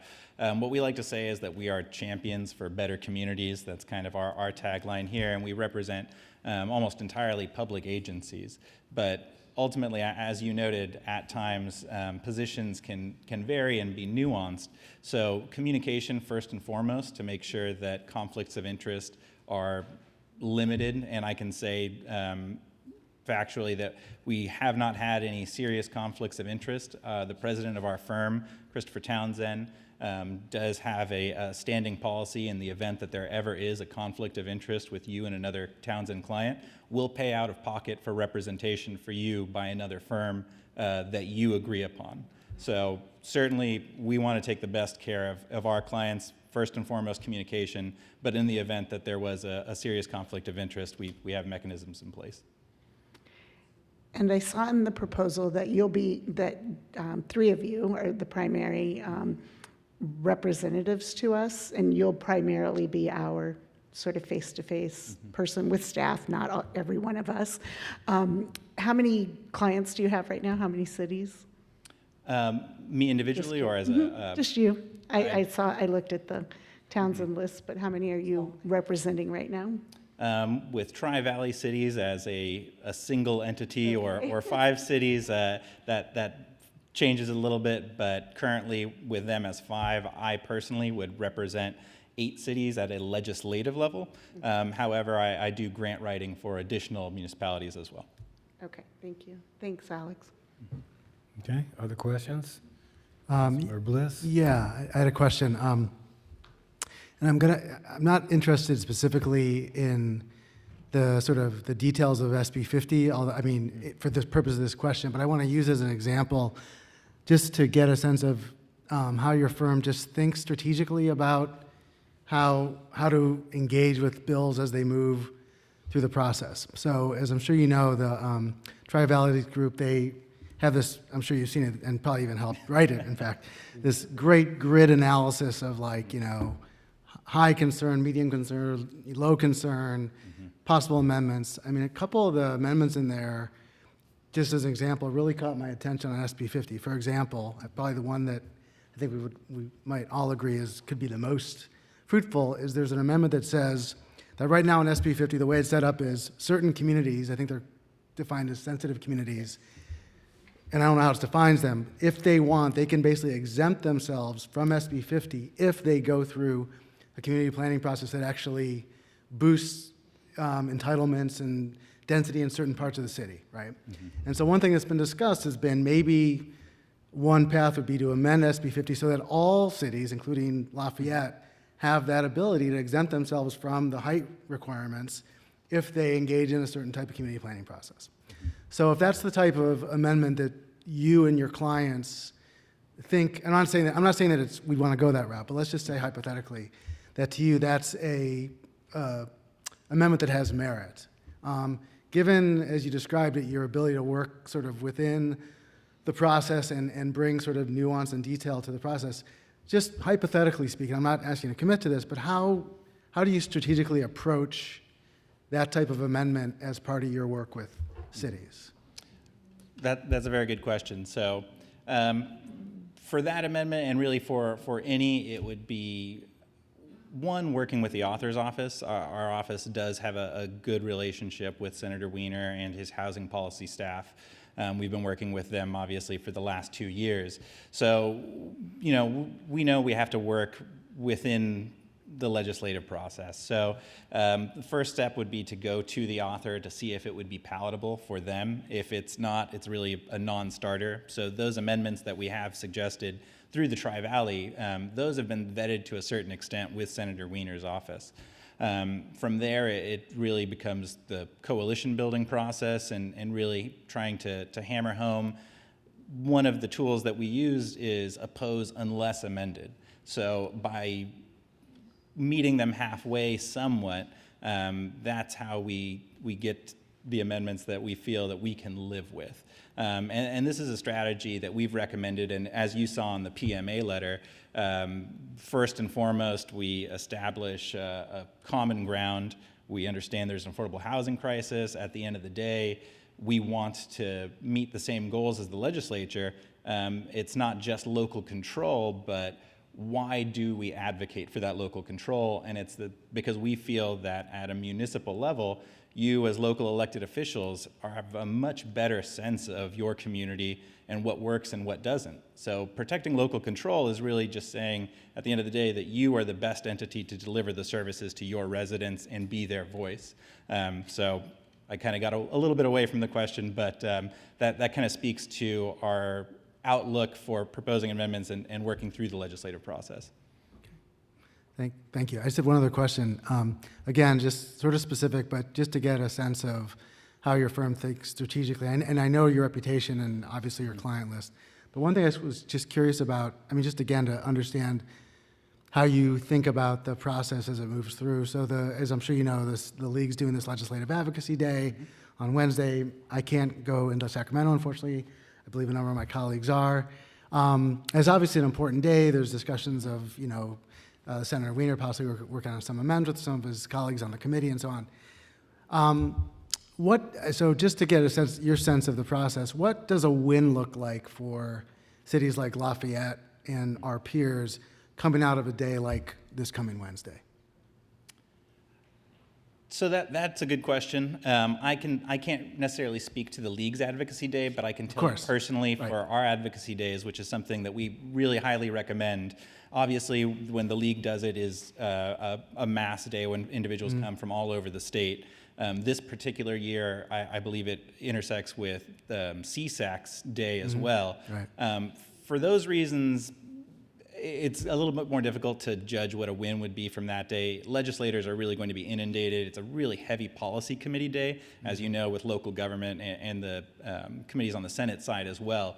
So I can't necessarily say the amount of face time you're going to get with legislators or what the outcome would be. I would recommend, if you do contract with us, we would strongly recommend doing an additional advocacy day with just your members, 1 or 2 members from council and appropriate staff to physically travel up to Sacramento and do something very similar. However, we ensure that you have talking points. We do a briefing in our office beforehand, and it's very, once again, context specific to your municipality. I know for the League Advocacy Day, you will be meeting with your legislators, but I believe your list of talking points is also going to be whatever their priority bills are. So in our eyes, a win is strengthening the relationships with your elected officials, not only on an elected to elected level, but also on a staff level, having the ability for your staff or your lobbyists to be able to make that phone call really quickly and say, hey, where is the member on this? What could we possibly do? So my last comment would be, a win looks like when a contentious bill comes up in a committee hearing, their legislative director is calling us and asking, where is the city on this? We need guidance. We're going to go to a vote in a half hour. What should we do? And that's what ultimately a positive relationship looks like. Okay, thanks. I'll buy one of those. Okay. Any other questions? No? Do we have any public comment or speakers? Here we go.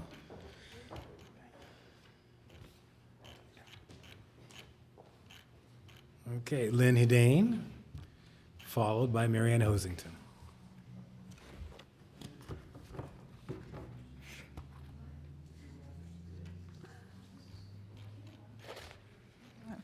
Okay, thank you. I haven't been, Lynn Hedane, 649 Los Palos Drive. I have not been asked by the Homeowners Council Board to support the retention of this gentleman, but I've been the volunteer secretary for 30 years for this group, and I think I know them pretty well. They were speaking rather excitedly, hoping that you would hire a lobbyist. And this seems like a very good idea. I think that I can say that they would all be very happy if this happened. And we have, I have to say, worked very hard ourselves on quite a few bills. Takes a long time. So please, any help that you could give, that would be wonderful. Great. Thank you, Lynn. And Marianne is right there. Why don't you take the mic? Marianne Hoisington, 959 Hawthorne.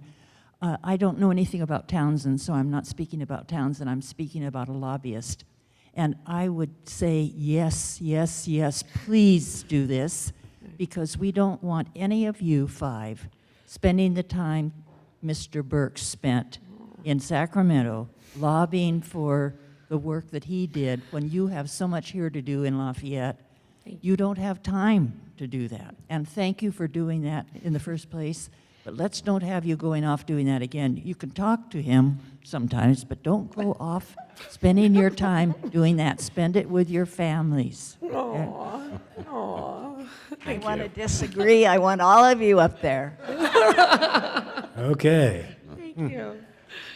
Any other speakers on this item? All right, we'll bring it back to the council for discussion and action, I hope. Let's see. I make a Councilmember motion. Kendall. I make a motion. Yeah. I make go a ahead, motion Liz. that we hire Townsend to represent us and lobby for us for the city of Lafayette. Do I have a second? Second. I would Okay. just add, Oh, What? if I could just add to the Absolutely, Councilmember motion, Burks. that we enter into a one-year contract with Townsend Public Affairs for an amount not to exceed $4,500 a month to authorize the interim city manager to do this. Is that okay? Is that acceptable? Please, yes. Okay. Okay, so you accept the amendment, Accept the amendment. and the seconder accepts the amendment? yes. Excellent. Okay, any Just- further discussion? We'll call the question. All in favor, say aye. Aye. Any opposed? Okay, it's unanimous. Well done, Alex. Thank you. We look forward to bothering you a lot. Thank you. Yes, please.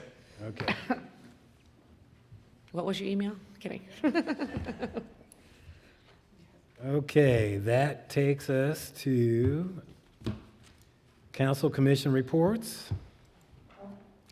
It's a chance for council members to report on activities and consideration of matters that council members wish to initiate for a placement on a future agenda. I know I heard sales tax and bond measure possibilities for roads. Yeah. I think that would be a good one to have on the agenda to discuss. So that's one item. Any other either comments on activities or Do you want us thoughts to talk about about the objectives? future? Well, I was wondering if we were going to give an update. Today was the due date for the, at least an update for the strategic objectives. And so I guess I'll start on behalf of the city schools objective number 3. We have had 5 or 6 meetings with public engagement and have narrowed and have a draft in the works of our white paper that I think that we could, probably be ready to present to council at the next meeting on May 7th. An emphasis on the word a draft. We do want to go out. We've spoken with a number of stakeholders from throughout the community, and then we need to find out when the next youth commission is, because we would like to go to, Cheryl's not here anymore, but go and have the youth commission weigh in as well on that strategic objective. And then I'll let you go on yours, but then Councilmember Burks has also, we've been working on the senior inclusion. So do you want to? Yeah, I'd be happy to say. With So we've progress. had one formal kind of get together at the community center on that particular objective in terms of our strategy around a senior inclusion strategy, in addition to several town hall forums at some of our senior living places. But I think we likely probably need 1 or 2 more meetings. So I would probably think we would need until the June-ish timeframe at this point. Okay. Well, if we're all going to get to push them all back to one time, I'm in favor of that as well, so. Okay, Councilmember Kendall, you had something? So objective 1, the emergency preparedness. We have a white paper. We were waiting for their presentation to see if there were any changes we wanted to put in it or whatever, updates. But I did tell Mr. Siebert that we would be sending that to him. I don't think there's going to, after tonight, I don't imagine there's going to be any changes to it. I was just wondering if there was going to be. Yeah. And I didn't want to trouble them because they're doing this big presentation with, a side topic. So we should have something ready. We should have the white paper ready for the next meeting. So that one can go on. Okay. I think so. Thanks. May 7th meeting. Okay. And then the traffic, one. We have started it. We are going to need at least one more meeting to tie that one up. That's going to be a big one. And so I don't think it'll be ready for the next meeting unless I just get a draft. And the question is, do you want to review drafts, or do you want us to have it pretty much done before we bring it? I guess that's the question. And who are you asking that question? The rest of council who are involved with these topics. I couldn't help that. I know you couldn't. I don't know. So here's what I'm hearing. Sure. So we'll just start with that. So basically, we have 2 draft white papers that should be ready for May 7th. And then the downtown one. The downtown one probably doesn't need review. We might be able to get that ready by the next meeting. 13th, that's what I thought. May 13th. We will have it ready by May 13th. You don't think so? You say no? Ken Roop says no. We have you have a council meeting next week, so I think there will be, I think the council needs to decide, do you want it to stagger these reports, or do you want the reports coming in all at once? And Fair. Okay, I would suggest they should come in as they're ready. Yes. Okay. It sounds like we have 2 that are going to be at least in a good draft form by May 13th. Yeah. That is the Emergency prep, for sure. emergency prep for sure. And I'm thinking downtown. You're not thinking downtown? I think downtown. we can have the downtown ready, but I thought we were going to meet one more time. It's No? yeah, I think we could probably get one more meeting in. No? I don't think. She's not thinking so, so I'm backing off So of that. I think you should, I think that would be good. We should back off from that if she's not thinking it. For That's sure. a good idea. So, all right, so we have emergency prep Yes. coming at our next meeting. Yes. Senior inclusion, traffic, and downtown, possibly in late June. Late May. Late May? Yeah. Second And, meeting? I think seniors is coming in June. but I would suggest, downtown. I don't know, Teresa, Yeah. maybe the first meeting in June. Yeah. For the Okay. senior, because And the anyways, for a lot of city different schools partnership or collaboration, I think could be at the mid-May, the May 13th meeting. Right, May 13th, that's the And other then I one. just- Traffic there too. Right. Also wanted to ask a clarifying question, because part of the goal of this exercise is to also then identify if there are any priorities that are coming out of these strategic objectives that will inform our budget Yeah, that process, is right? part of the hope. And so I think the staggered piece of it, but having it all be by that first meeting or so in June is a good idea for that purpose, if I understand budget cycles. It's probably late, but it's better than not. Yeah. So basically, May 13th, we should be seeing city schools as well as emergency prep. Wait, say it again. So the city schools Cities- is the next one, May 13th, right? Right, May 13th. And then I city think schools. traffic and, Hold on, and then emergency prep are May 13th, oh, okay. okay? Sure. And then in June, senior inclusion. You have a second meeting in May. Well, I've heard May 13th, so. That's your first meeting. in Correct. May. I keep hearing May 13th as the time. Those responsible for these, are you okay with May 13th? And then May 27th is the downtown. As long as you're okay with that. So downtown would be May 27th. And traffic. It'd be the Traffic. Traffic would be May 27th. 28th, I believe, right? 28th? Yeah. Sorry, yeah, 28th. Okay, the numbers keep changing, but I've got a pen here, don't worry. And that gets us to senior inclusion. Is that June or May Yes. 28th? Senior inclusion. I think what's the meeting in what's the first meeting in June? It's So it would be June. the first. I think First- we should shoot for June. So June, that's all I need. So that's what we've got. So city schools, May 13th.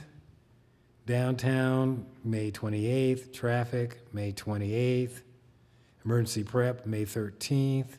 And senior inclusion in June. June 10th. Thank you. June 10th. It's a great day. Okay. All right. Other, go ahead.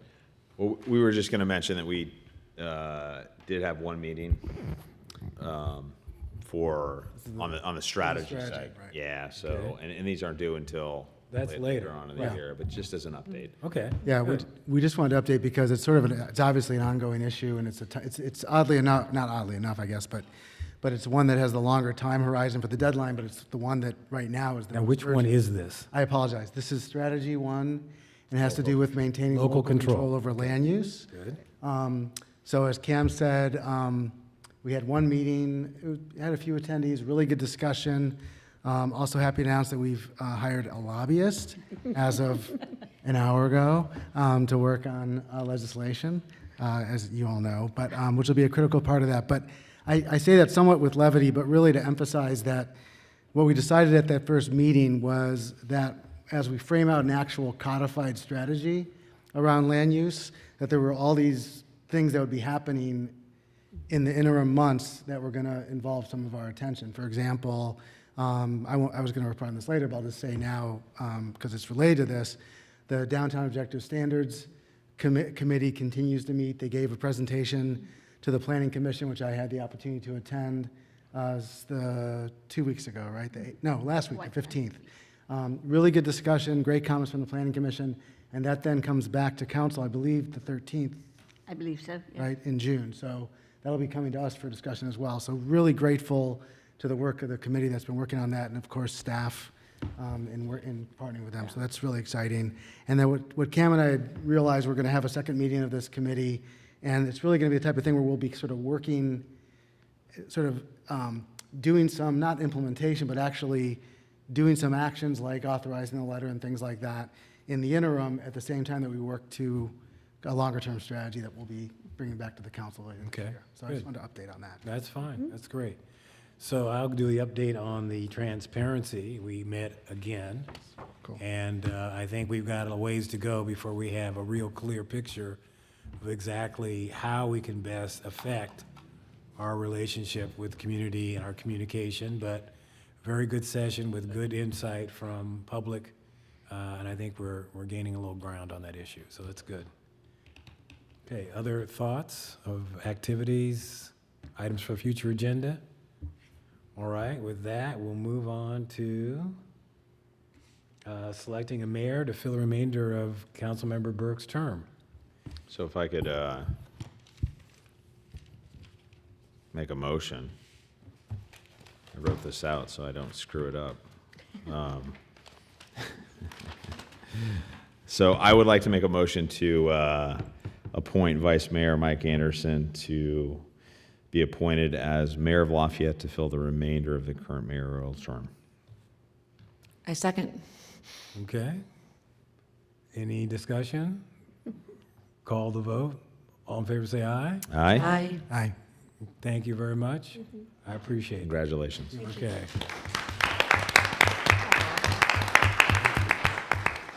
And with that, we need to appoint a vice mayor, and I would like to take this opportunity to nominate Councilmember Kendall as vice mayor. I'd second that motion. Any discussion? Other nominations? All in favor, say aye. Aye. Any opposed? Excellent, well done. Thank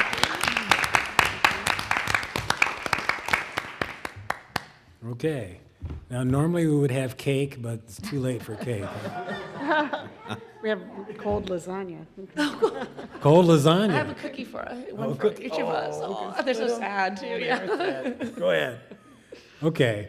With that, we'll move on to written communication. We have an email requesting a proclamation recognizing May as Lupus Awareness Month in Lafayette. Do I have a motion? Okay. Then we will, go ahead. I move that we approve the proclamation recognizing May as Lupus Awareness Month in Lafayette. Do I have a second? I second. Okay, any discussion? All in favor say aye. Aye. Aye. Any opposed? Unanimous. Then we have an email from Linda's staff resigning from the Environmental Task Force, which we will accept and express our appreciation. And with that, we are adjourned. Thank you all very much. At 9:30? Off your mics, everybody. Turn off.